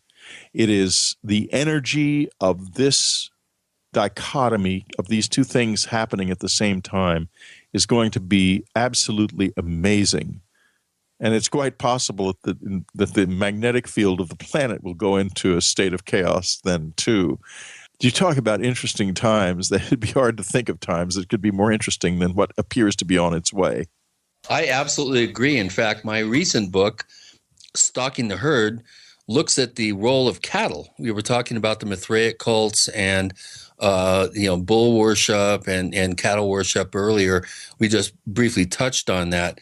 I've written an entire book looking at cattle as being, besides humans, the most detrimental environmental force on the planet, and how this incestuous, almost symbiotic relationship with cattle is, if we can just solve that one issue of how cattle is degrading the environment, that's going to go a long way to help things. But this brings me up to the whole idea that perhaps the visitors could be some sort of collective sort of imperative that is being manifested by all of us, slowly building through the millennia, to get us to get out of the cradle of humanity here on this planet and to go out and seed the cosmos and to spread like a dandelion being blown off into the wind, and all these little parachutes go out, that we need to somehow get off this planet, because we're like a virus to the planet. We have wonderful biodiversity here. We have this wonderful ecosystem that is just, by every day we lose a species on the planet. Yeah. and so perhaps we are collectively manifesting this symbiotic relationship with the visitors who are helping draw us out into the cosmos, to get us out there, to expand humanity out in, away from, from the nest, if it, for lack of a better term. Well, exactly. And if you look at people always say, oh, I don't believe in astrology. It's ridiculous. But somebody built a calendar, a long count calendar that's called the Zodiac. And whoever did this understood a whole lot about the evolution of societies. For example, we're coming out of the age of Pisces. Pisces is a little fish swimming in a stream. It's swimming in the water. The fish is protected. Everything the fish needs is given to it by the water. The fish is safe. The fish is precise. He's bound by the rules. He is, in other words, he's a good Christian. He's a good Muslim. He's a good Hindu. The little fish is safe in the waters of his reality. Then along comes Aquarius, and we're moving into the age of Aquarius right now. The water's poured out, and the little fish ends up on dry land. He's got gills. He doesn't have any feet. How can he survive? Well, we're the fish. We're just in the process of getting poured out. At the same time, it also can be said that this planet is a mother, and the mother is very pregnant with her child, us. Her womb, the waters of her womb are about to burst. And when they do, out we come. And then what do we do? Well, I can tell you this, her waters will burst. There's no question whatsoever about that. We will not stave off the environmental changes that are coming. I have known that since the 80s, since the early 80s when I wrote Nature's End. And I have been saying since then, we need to accept this and we need to plan for it. Instead, we divided into two camps, in each case, crazy, but in slightly different ways. The environmentalist camp saying that we can change, we can prevent this from happening altogether if we just change our ways of living in profound and unworkable ways. It's inevitable. Not true. It's absolutely not true. Then the other side saying it isn't happening at all. If we'd planned for it, it would be a smoother transition. But as it stands, the baby's coming out, and the baby ain't got anything going for him. Let's hope we have a midwife. Let's hope that's what the visitors are. That's a really good analogy. So where do you come down on the whole, James Lovelock idea of Gaia being a superorganism, some sort of a force that's compelling us collectively to get off planet, to go out and see the cosmos? Do you feel that there's a relationship between the superorganism of this, semi-closed system called Earth or Gaia and the visitors? Do you think that they're working together in concert? Or do you think that this is something that is the visitors are coming in and doing sort of damage control? I don't know what it means in this sense, whether or not it's okay for us to go extinct. This planet has been evolving for 5 billion years. For a substantial portion of that time, something on the order of 300 million years, and possibly a good bit longer, life has been evolving on this planet. And it has been blown out of the water many times. There have been quite a few major extinction events. 95% of species have gone extinct, or I think it's even higher than that. It's 98% of species have gone extinct. Yep. And when you find, well, who hasn't gone extinct? Then you get the cockroaches and the various bacteria and things. The ones who haven't gone extinct are the ones who go way under the radar. We are big and we are vulnerable. We're the kind of species that goes extinct most quickly because of our size. The reason we didn't go extinct during whatever happened about 15,000 years ago is that we were smart enough to hide. And we went into to that upheaval naked and living in the trees. We came out of it clothed and running across the veldt with weapons in our hands. What will happen this time? Because it's going to happen again. We're going into this clothed with weapons in our hands. What will we come out? What state will we be in when we come out? Or is this the end for mankind in the physical world? I don't know the answer to that question. However, I do know this. The physical world is only an incident in the life of a human being. Only an incident. And it may be that we are finished with this type of incident. We're going to go on and do something else in some other way. It sounds like transformation to me. Ideally. Well, let's Willie, hope. Here's a good question. There's been kind of an upsurge in interest in entheogens and hallucinogenic substances, and of course the work of Terence McKenna. We're looking at Graham Hancock. Well, I just want to get your take on what role do you think psychedelics could play to help speed up any sort of communication or establish a firmer foundation for a bridge between the visitors and ourselves. And we'll get to that as soon as we get back from break. With Gene and Chris, you're in the Paracast.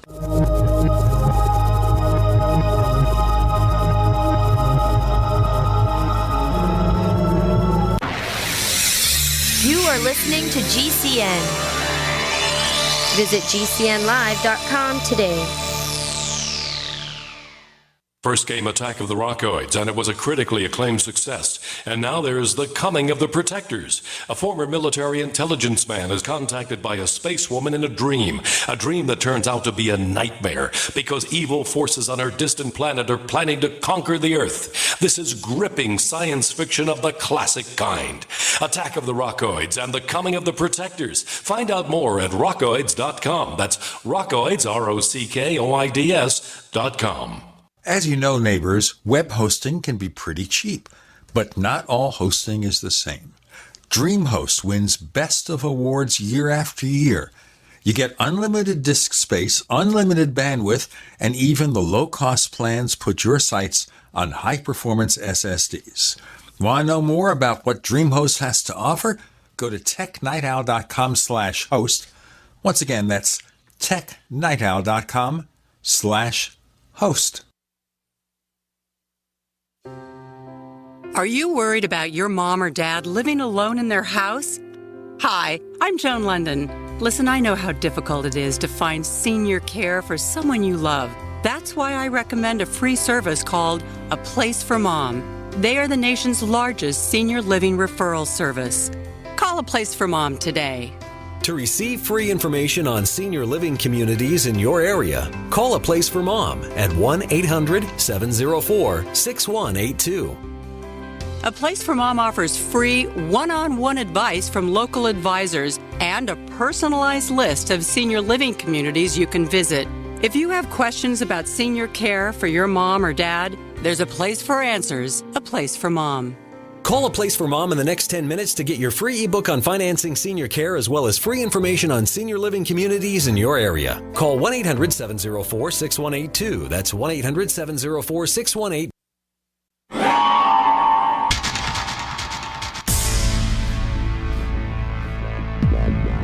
Welcome back to the Paracast, the gold standard of paranormal radio. And now, here's Gene Steinberg.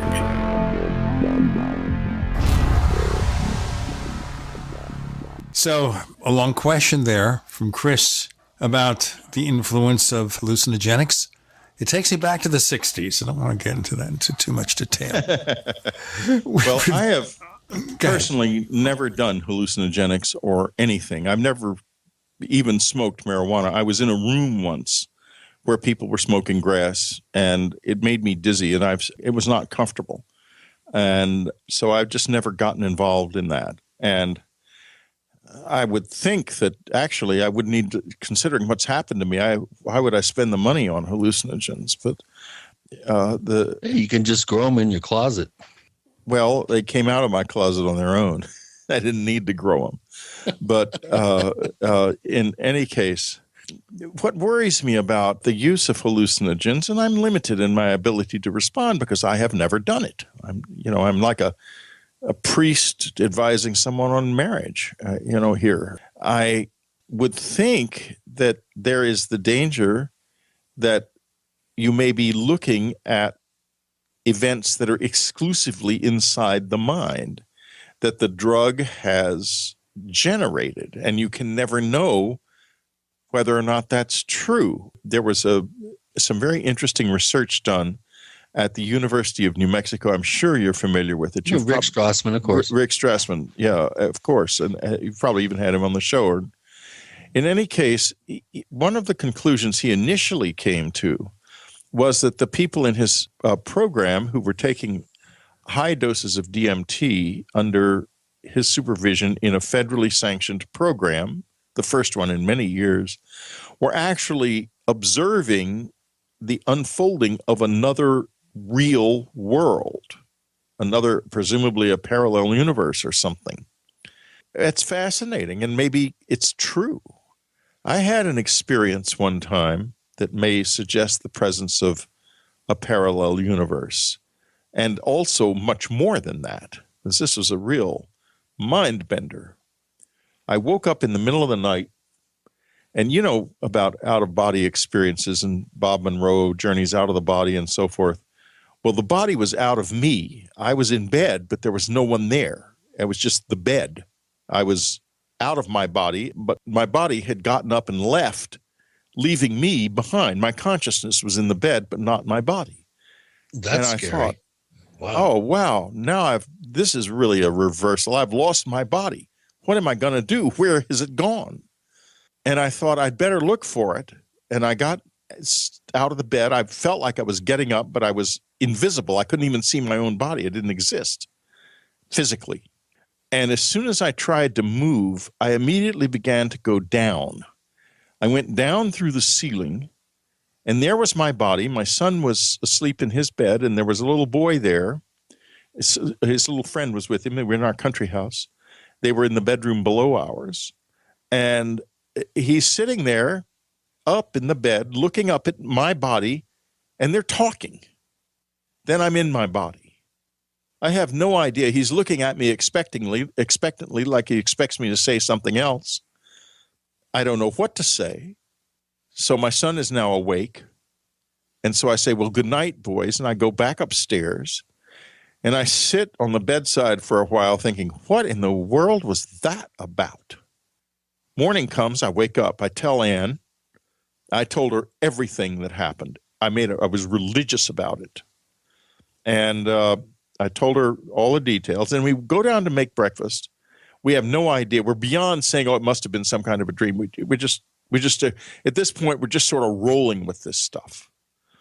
And I wonder what the boys will say. And I'm thinking about how do I bring this up? And, I don't want to say something that will confuse them or frighten them. And I don't want to say something that will cause them to try to pull my leg or, so I'm sort of turning that over in my mind. All of a sudden their door bursts open. They come running out and yelling, Whitley came down through the ceiling in the middle of the night. And we're fairly floored. And they tell us that they heard this noise, and then suddenly I came down through the ceiling. My body, I presumably followed it a little later. So I said to them, well, what happened? And they couldn't remember. We talked about something, but they don't remember what it was. Then that day I'm to take the little boy to meet his father in Paramus, New Jersey on Route 17. He's got a house in the Delaware Water Gap, and we meet there to exchange kids. It's summertime, and to go back and forth between the country houses. So we're going along, and he's sitting in the parking lot of a diner. I can see his truck as we go past. We have to go to a little overpass and then back up. It's a divided highway. We've done it a million times. It's no big deal.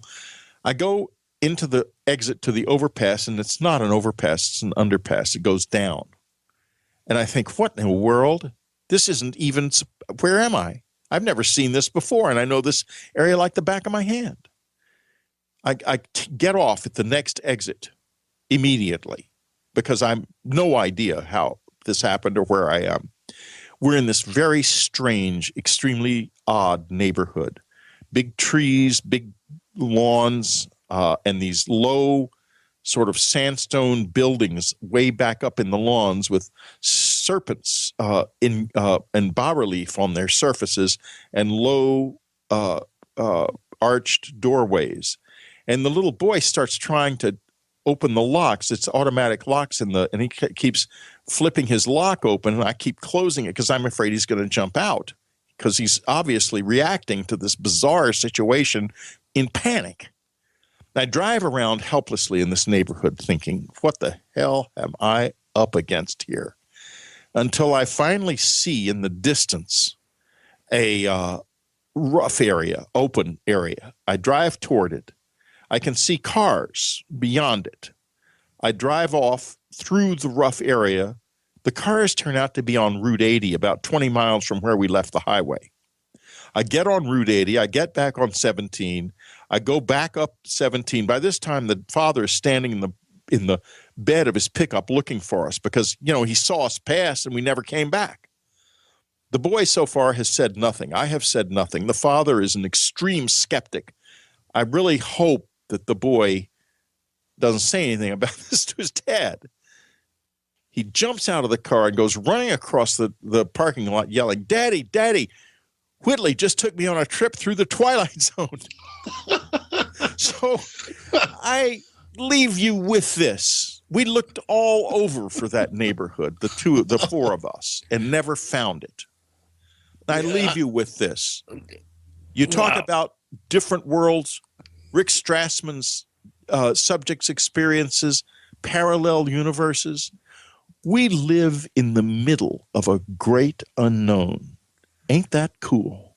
Ain't that very, very cool? That's very cool. It sounds like you don't need to do hallucinogens to get from here to there. But, hell, yeah, no, I don't. And you can't afford enough hallucinogens to get a Jeep into a parallel universe anyway. Remember, we went in a car. We were in a car. I'm surprised that your son's friend's parents would even allow a sleepover at your house. Well, there were some that never came back, but the dad would take the boys to his house, and he would explain to them how Whitley is. He would never actually say I'm a nut, but he would say, well, Whitley's got a very big imagination, and you have to understand that. in order to be with Whitley. And he would try to help my son understand this too, that I was not telling the truth, but I also wasn't lying because I believed it. Right. Unfortunately, that's not the case. There's too much. There's just too much. I'm sitting here with an implant in my ear, and I'm sorry, it's not an illusion. Okay. Oh, that's a lot to go through, especially if you're a parent and you become friends with somebody and your kids spend time with them and all sorts of weird stuff happens, like dogs start barking in the background. It gets to be pretty crazy. We've got Whitley Strieber, co-author of The Supernatural, with Gene and with Chris for 3 more segments. You're in the Paracast. If you're fascinated by UFOs, ancient aliens, archaeological mysteries, ghost hunting, Atlantis, and any other paranormal topic as we are, be sure to check out apmagazine.info each month. Since 1985, it has presented the latest research by top researchers like Andrew Collins, Brad Steiger, and many others, and contains interviews with such leading personalities as Jacques Vallée. Click on one of their banners and check out apmagazine.info. As you know, neighbors, web hosting can be pretty cheap, but not all hosting is the same. DreamHost wins Best of Awards year after year. You get unlimited disk space, unlimited bandwidth, and even the low-cost plans put your sites on high-performance SSDs. Want to know more about what DreamHost has to offer? Go to technightowl.com/host. Once again, that's technightowl.com/host. Hi, Peter Vaccaro for ParanormalDate.com. Are you looking for love in all the wrong places? Now you have a chance to change that by signing up for free at ParanormalDate.com. This incredible dating site puts people of like minds together. People who are interested in the strange, the unusual, mysteries, ghosts, UFOs, and the afterlife, and so much more.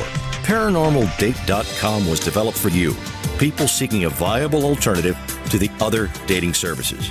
You can join for free by going to ParanormalDate.com, and if you decide you like it and want to connect with people, use the code GEORGE for a substantial discount. Mark Rawlings, president of ParanormalDate.com, says so many people hunger to share their experiences about the paranormal, the unexplainable, or the afterlife, and so much more, and this is the source for them to meet and share that common interest. So sign up for free at ParanormalDate.com, ParanormalDate.com, and use the code GEORGE if you decide to connect with someone you like. So you've got to take a state construction license exam or certification. Can't decide on what books or what chapters to study? Discover right now how you can eliminate unnecessary books and wasted study time. At contractorexam.com, our study materials zero in on state-required test topics in an effective, multiple-choice format. So whether you're a plumber, electrician, general contractor, or other construction-related trade, contractorexam.com will help get you prepared. Visit us at www.contractorexam.com today.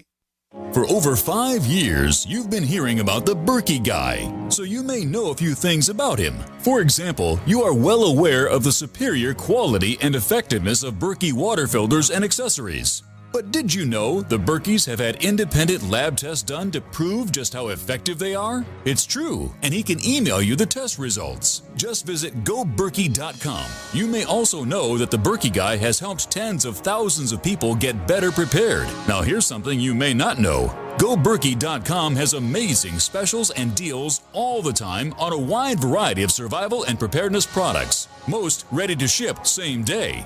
Visit the Berkey Guy at GoBerkey.com and be sure to click the red Products on Sale Now button. You can always call toll-free 877-886-3653. Again, that's 877-886-3653. GoBerkey.com, home of the Berkey Guy. Owe $10,000 or more to the IRS? Get on board with the Tax Admiral. Don't pick on the IRS alone. I'll cut penalties and reduce your overall tax bill. Sometimes I can even get it zeroed out completely. We're an A-rated company helping people clean up their mess with the IRS. If you owe $10,000 or more, then call the Tax Admiral. Call 800-287-7180. Again, that's 800-287-7180. 800-287-7180. We'd like to hear from you. If you have a comment or question about the Paracast, send it to news@theparacast.com. That's news@theparacast.com. And don't forget to visit our famous Paracast community forums at forum.theparacast.com. We have Whitley Strieber. We're discussing a lot of really strange experiences, and driving into an alternate reality is certainly one. Of course, the other crazy phenomenon we get with, mostly in connection with abductions, is missing time. But have you, Whitley Strieber, ever heard of an episode where you have gained time, where you seem to reach a place much faster than you should? Nothing in my experience comes to mind. All right, and the reason I mentioned that is one of our former co-hosts talked of an experience where he and his friend came home from Boston to New York City, a drive of, 4 hours and some odd minutes, and they got there in 2 hours, just to mention that in passing. I'm sure, if Annie was still with me, God bless my beautiful wife, she probably would be able to tell you 10 stories about that from the letter she read. I know that she's mentioned something like that once or twice to me. So I know there are stories out there. But I don't recall that ever happening to me. It may have.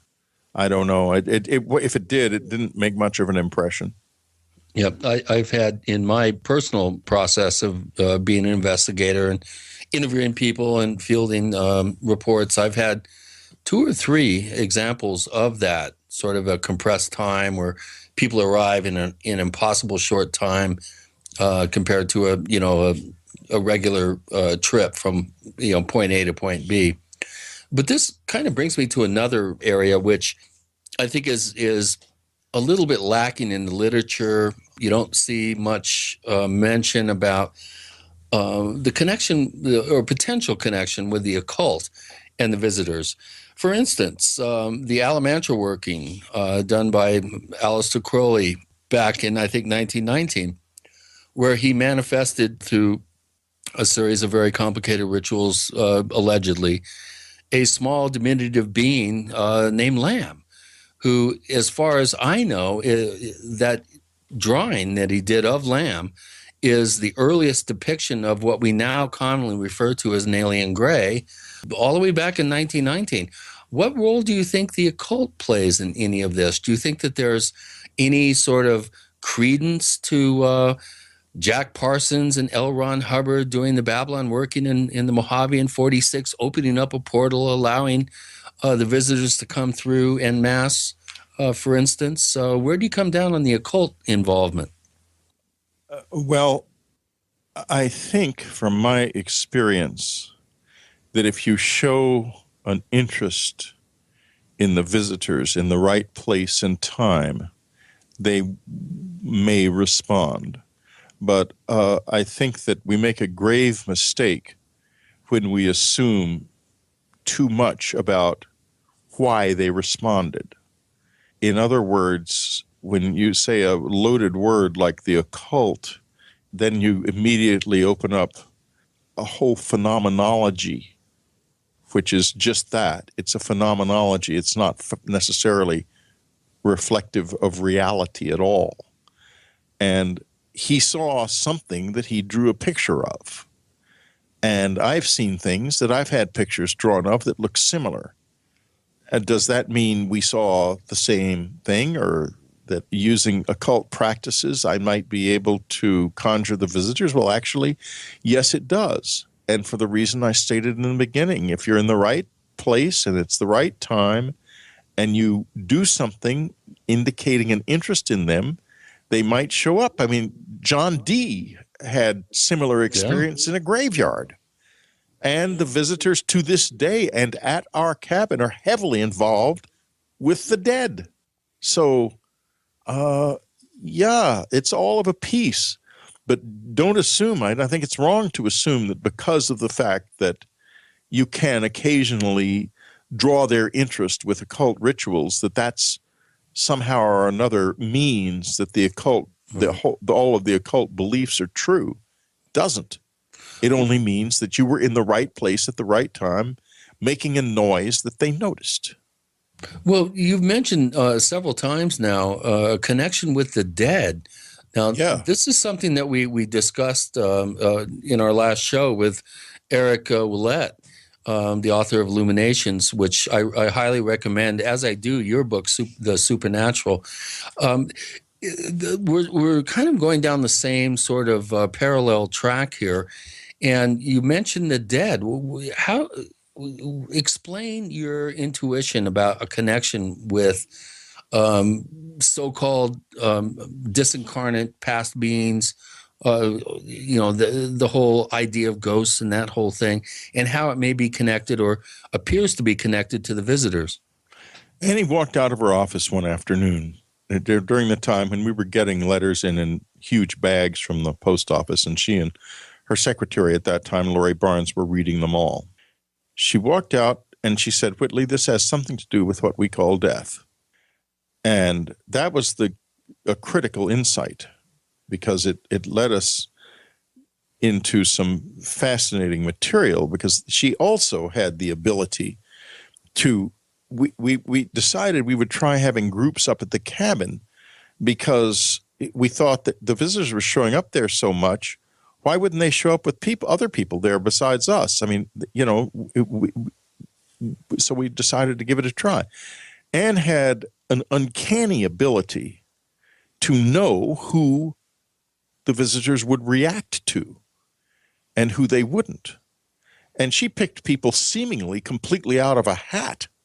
Raven Dana was one, Lori Barnes, another. Lori, how she found them, I don't know.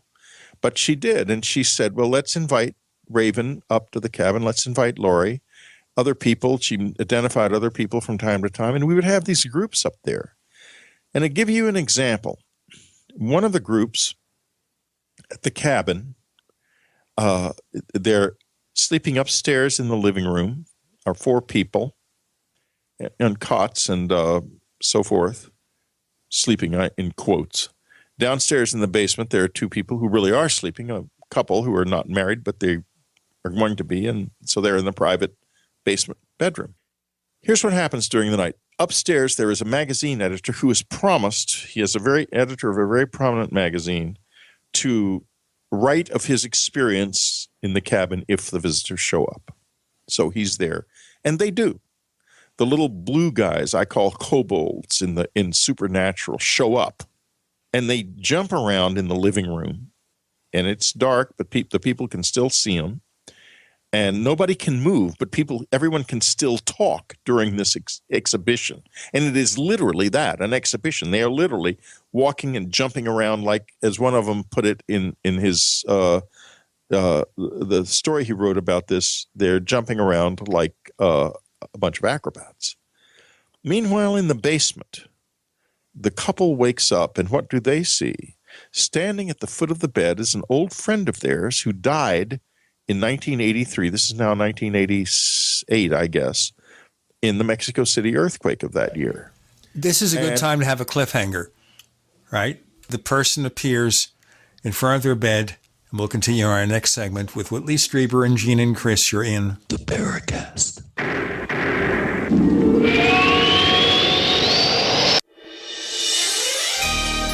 Thank you for listening to GCN. Be sure to visit GCNlive.com today. This is Dan Pilla. Do you owe the IRS money you can't pay? Are tax debts crippling you? I've defended people from the IRS for over 30 years. I've helped thousands, and I can help you too. I wrote the book on IRS settlement, and I'm telling you, there's no such thing as a hopeless case. Call 800-34-NO-TAX to finally get free of IRS debt. With the IRS's new programs, there's never been a better time to solve your problem. Call 800-34-NO-TAX. That's 800-34-NO-TAX, or my website, danpilla.com. You haven't experienced yogurt until you've tried a Mossy, embodying health and flavor in a true whole milk, green-fed dairy beverage. Every sip pays homage to our old-world cows and the ancient culturing methods their milk benefits from. With over 30 probiotics, a Mossy's undeniably nutritious, refined, cultured sensation bolsters your health and awakens your passion for dairy. A Mossy's so good, and you need to try it. Contact your Youngevity distributor or call 877-878-4203 or go to gcnteam.com. It's about time something new came along for better selling and buying online. And I found it. What now, Marge? It's buysellmakeoffer.com. Never heard of it. It's a brand new company. That's why you've never heard of it. It's the newest and best way to sell any products online. I did all the research. Sell my car? Yes. Our home? Yep. My golf bag? Your golf clubs. All of them. How about your purse collection hoard? Hey, now. You said any product. Right. I did. We get 30 days free. Really? Packages starting from only $7.95. And buysellmakeoffer.com will never charge item fees ever. Never. And this is cool. Listen to this. You can even use Skype or video to show your items. That's cool. Yes. All we have to do is go to the website, sign up, and then load our stuff to sell. I love this site. Buysellmakeoffer.com. Buysellmakeoffer.com. You got it? Buysellmakeoffer.com. Buysellmakeoffer.com. Better selling, better buying.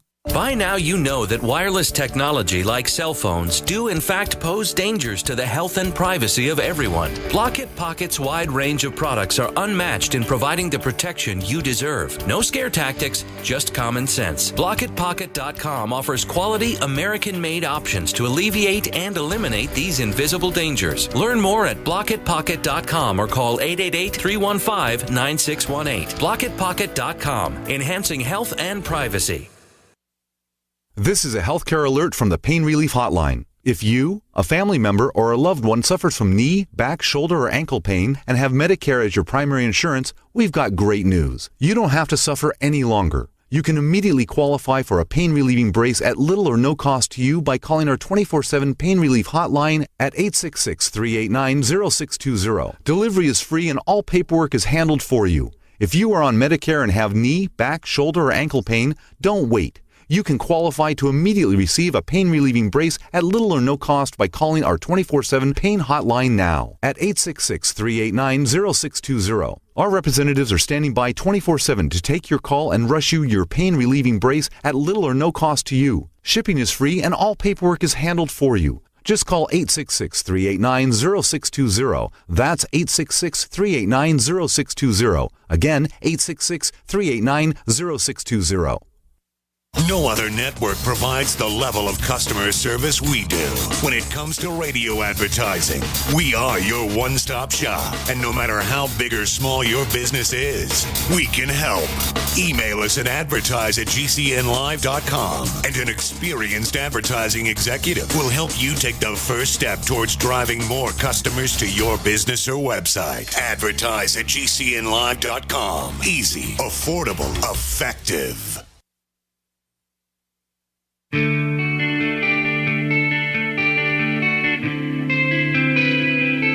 This is Jerome Clark, author of the UFO Encyclopedia and other books. You're listening to the Paracast. Whitley, I know our listeners are waiting with bated breath to hear more. Please. Okay, so and the woman says she looks perfectly normal. She's solid. She doesn't look like a ghost or anything. And she says, I want to tell you that I'm all right, which was the universal message. We got that again and again and again. And the next day, everybody compares notes, and it's an incredible event.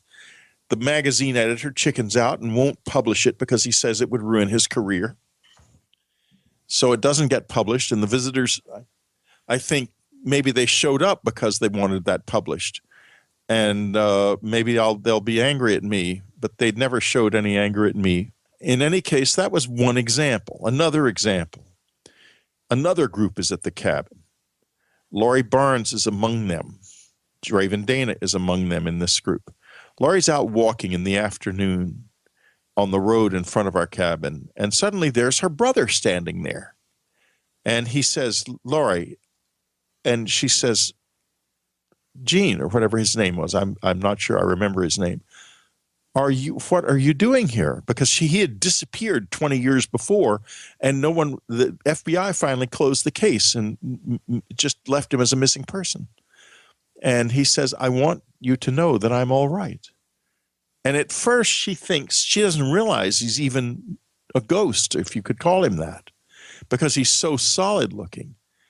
And she starts to tell him to come down to the cabin with her. But as she walks toward him, he floats back into the woods and just disappears. She comes back to the cabin totally rattled and tells this story. Anne immediately says, the visitors will show up tonight, I would think. Which happens. Now, this time, we have a low-light camera on a hallway in the downstairs. There's a filmmaker and his wife in a bed in the living room. It's a much more organized situation because I want badly to get something on video, because in those days, you know, if you'd gotten some video imagery, it's not so easy to fake back then. Right. And so there's no CGI or anything. So, you know, we're doing our best. What happens is this. In the middle of the night, Raven Dana is waked up by someone punching her shoulder, which is the way the visitors used to always wake me up. They do it differently now, but they did it that way then. And she sees this, what she initially thinks is a raccoon on the bed because of the big eyes. But then she thinks, wait a minute, the windows screens are all screwed closed here. It couldn't have come in the window. And then she realizes what it is. And she hears it either in her head or physically, she's not sure which, as I recall, ask, what can I do to help you? And she says, you could walk down that hall, which of course would be in the camera. It goes out the door, this little being with the big eyes, the classic gray. The next thing, Laurie Barnes and another woman are in the next bedroom, and they are waked up by it the same way, and they have a brief exchange with it. Then they end up waking up the next morning with no idea of how they even went to sleep. Same with Laurie. What happens in the living room is the following. About 5 o'clock in the morning, the filmmaker, who is, you know, a typical skeptical, super skeptical Hollywood guy, wakes up and sees beside the bed this little man with a huge head staring down at him. It scares the hell out of him. The little man turns into the Egyptian god Horus. Oh boy, that's scary. Yeah. At that point, he disappears. But then my son and I, who have been sleeping out in the woods because the house is so full of people, come up across a little hill, and we see the deck and then the backyard, and beyond the backyard are woods. Out the front door and down the deck comes a translucent hooded figure about 3 or 4 feet tall, about 4 feet tall, goes across, races off across the front yard and goes darting away through the woods, missing the trees at breakneck speed. Incredible to see. We go in, the filmmaker and his wife are both on their feet. They've been hit by a tremendous burst of heat. They tell this story. This is the end of this encounter. Now, what happened? It is a truly complex series of encounters at that cabin. And there were others as well. I won't go on. I could go on all afternoon, but I won't do that because, I mean, it's pointless. You've had a number of visitors over the years to the cabin. And this question comes from Ravensfee, who's been a poster at forum.theparacast.com for the last couple of years. And she's wondering about a story that she heard that William S. Burroughs, of all people, once came out to your cabin where the events described in Communion took place up outside of New Paltz in the hope of replicating your experiences. Did he really visit? And what happened when William came a number of times. We knew him, and I liked him a lot. We used to visit him in Kansas City and Lawrence also. When he was out there twice, I believe. And nothing happened to him, but some things happened to the assistant he had out there, some fairly minor stuff, little poltergeisty kind of things. They never had an encounter, unfortunately. I wish they had. William wanted it so badly, but there's nothing I could do. Annie made him a beautiful pot roast and a magnificent chocolate cake because, you know, he wasn't doing heavy drugs anymore, but he was doing a lot of marijuana, and the cake was really appreciated. He would have whipped out his Glock and tried to take it out. No, he hated Glocks. Are you kidding? Oh. We used to fight about guns. I used to torture him. He was a Smith & Wesson guy? Or? Yeah, well, he didn't like Glocks, and I used to talk to him about how, you know, I would say, you know, I love Glocks. They're so light and so great. And, oh, Glocks, Why do you always, are you trying to torture me? He was not a Glock fan. Okay. Well, here's another question. We're trying to, Whitley, you have no idea how many questions your announcement of your visit has prompted here at forum.theparacast.com. But Sue is interested. She asked, do you think the narrative of the other, as told by yourself and other experiencers in the media today, have or will ultimately result in the shaping or emergence of broader social movements or institutions? And would that be a good thing or a bad thing?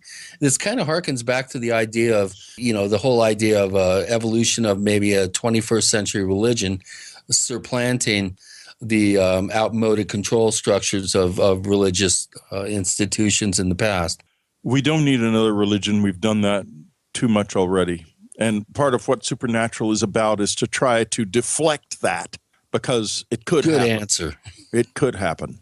It definitely could happen. It worries me a lot, because let's end that part of history and get past that tendency on our part to connect dots that do not actually necessarily have lines between them. Right. Like we talked about the occult a little while ago, and how if Aleister Crowley conjured a visitor up in an occult ritual, then they must be demons. Let's make the cut, as I said earlier, and as Jeff says in the book. Let's not do that anymore. And that doesn't mean I'm in league with demons, to anybody who's listening to this who is of that ilk. It means that you should be in league with yourself and ask a few questions about the world around you, rather than indulging assumptions that may or may not be true. So in other words, what you're saying is any sort of colonization of ideas, spirit, inclination may be detrimental, that this ultimately is a personal connection to the others. And that No, I'm not saying that at all. Okay. Well, correct me. Before we have the answer, let's just continue and wrap up the segment. We have one more left. We have Whitley Strieber. He's author with Jeffrey Kripal of The Supernatural. We'll tell you a bit more about the book and how to get a copy in our final segment with Gene and Chris. You're in The Paracast.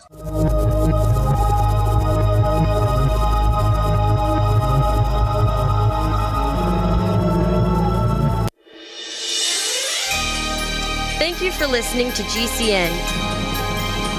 Be sure to visit GCNlive.com today.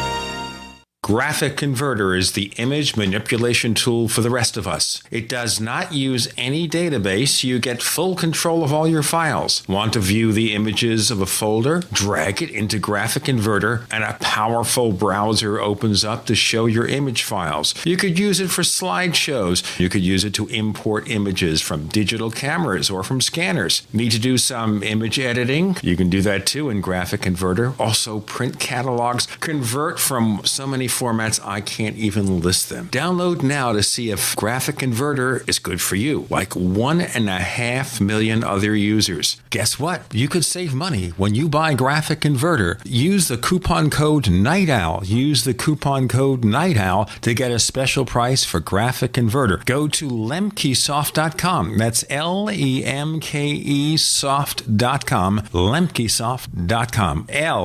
LEMKE soft.com. My dad was 59 when he collapsed from a heart attack late last year. Just this past August was when we spread his ashes on the St. Croix River. I loved my dad, but boy was he stubborn. He hadn't been to the doctor in over 25 years. His excuse? He simply couldn't afford it. He wasn't a rich man by any means. At less than $107 per month, libertyoncall.org would have been the perfect alternative for my father. Don't wait. Go to libertyoncall.org right now, for not just your sake, but for the sake of your loved ones. Again, that's libertyoncall.org.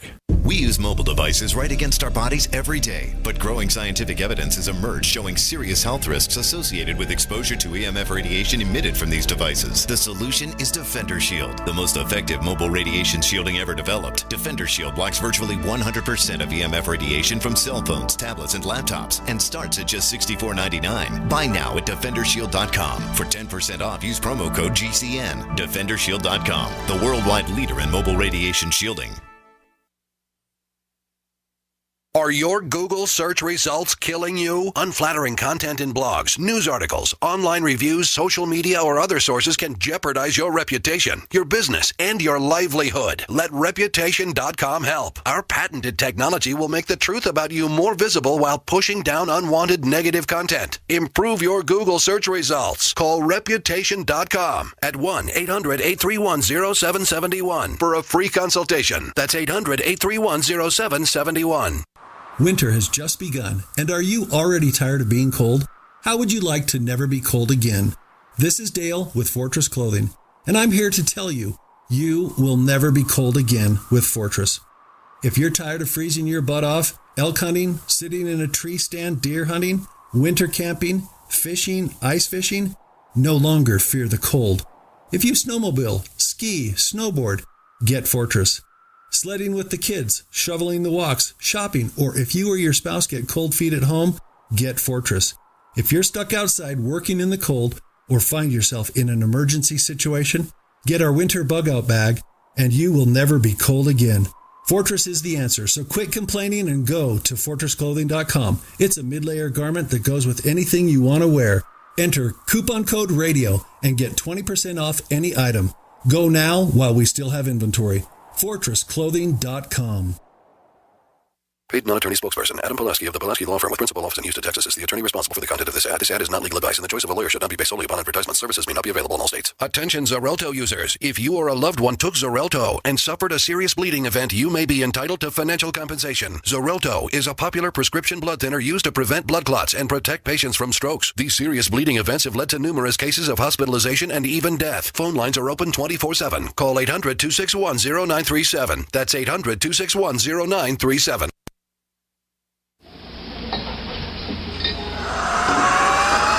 Hi, this is Joshua P. Warren, author of The Poor Man's Paranormal, and you're listening to the Paracast, the gold standard of paranormal radio.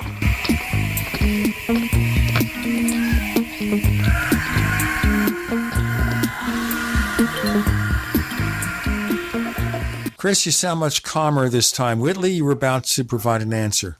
Yeah, let's try to look at this objectively, and we can objectively. It is a social force. It is also part of the physical, of the natural world, not necessarily the physical world, the natural world in some way that we do not yet understand. Rather than assuming it's something, a personal thing, or that it has reference to some idea about it that we've had in the past, let's use our tools of analysis at every level and figure out some way of looking at it that is consistent and, above all, real. Because so far, we've got a lot of unreality and suppositions going on. Angels, demons, gods, devils, aliens. Who knows? Interdimensionals. That's another one of these meaningless words that people use all the time. Who knows what is objectively true? But something is. That's the whole point of supernatural. It's natural. They are part of nature, just like we are. Let's find out what that means objectively. Finally, step past the history of religions and begin a new history of a new kind of human experience. I'm all for that. Yeah, of course you are. But, who cares? You go into a bookstore, you will not find supernatural. You will find, if you ask the publisher, that it's selling very poorly, if at all. I mean, there's, 23 people out there have read it. And why is that? Because it doesn't play to anybody's cherished beliefs. Right. The alien abductee, no. The religious extremists, no. The people people want things to play to their belief systems, and this doesn't do that. Because it doesn't do it, it's not going to be popular. But it's not there to be popular. It's there to be used if the visitors decide to open the door a little bit more. Okay, let's end that part of history and start a new part of history, a part of history in which we address this unknown objectively, and we begin to see it as insofar as we can in a terminology that is at last free of suppositions and superstitions. I should point out, you were mentioning very briefly, this is not necessarily on the bestseller list, and I'm looking at Amazon. And I think of the time I used to write computer instruction books, and I think I did a tiny bit better. Yeah, this isn't going to be on the bestseller list. This is not going to be anywhere. And yet, but of course, if something changes, if the book does its job, which is not to be read by a lot of people who won't read it because it doesn't serve their pre-existing belief systems, if it does its job and does provide the ground for the visitors that I'm quite certain that they need and are looking for, then in the end, it will be on the bestseller list, believe me. But, right. But before then, it's just going to knock along. And they taught me an awful lot of things. They taught me about cultural background and cultural foreground. And I'm in the cultural background now. I was in the foreground briefly in order to sound a certain note and to draw the abduction experiences and the close encounter experiences into consciousness, into people's consciousness, which I did. Since then, I have been retreated into the cultural background, and I'm in deep backstory now. This book is deep background, and it's their call. I've done what I was asked to do, and I've done it correctly. The book is it is done right. It will provide the grounding needed for the intellectual community if they come forward. If the visitors come forward. So now they can if they want to, and it's up to them. I don't even think about whether or not they will. It's not my business. Well, the book is very tricksterish in many ways because it's very mercurial. It doesn't come down firmly here or there. And when it does, it's to illustrate that it shouldn't be here or shouldn't be there. And that to me is very liminal and very tricksterish. And I think the mechanism of the trickster archetype in culture is a catalyst for change. It topples, old, outmoded cultural structures.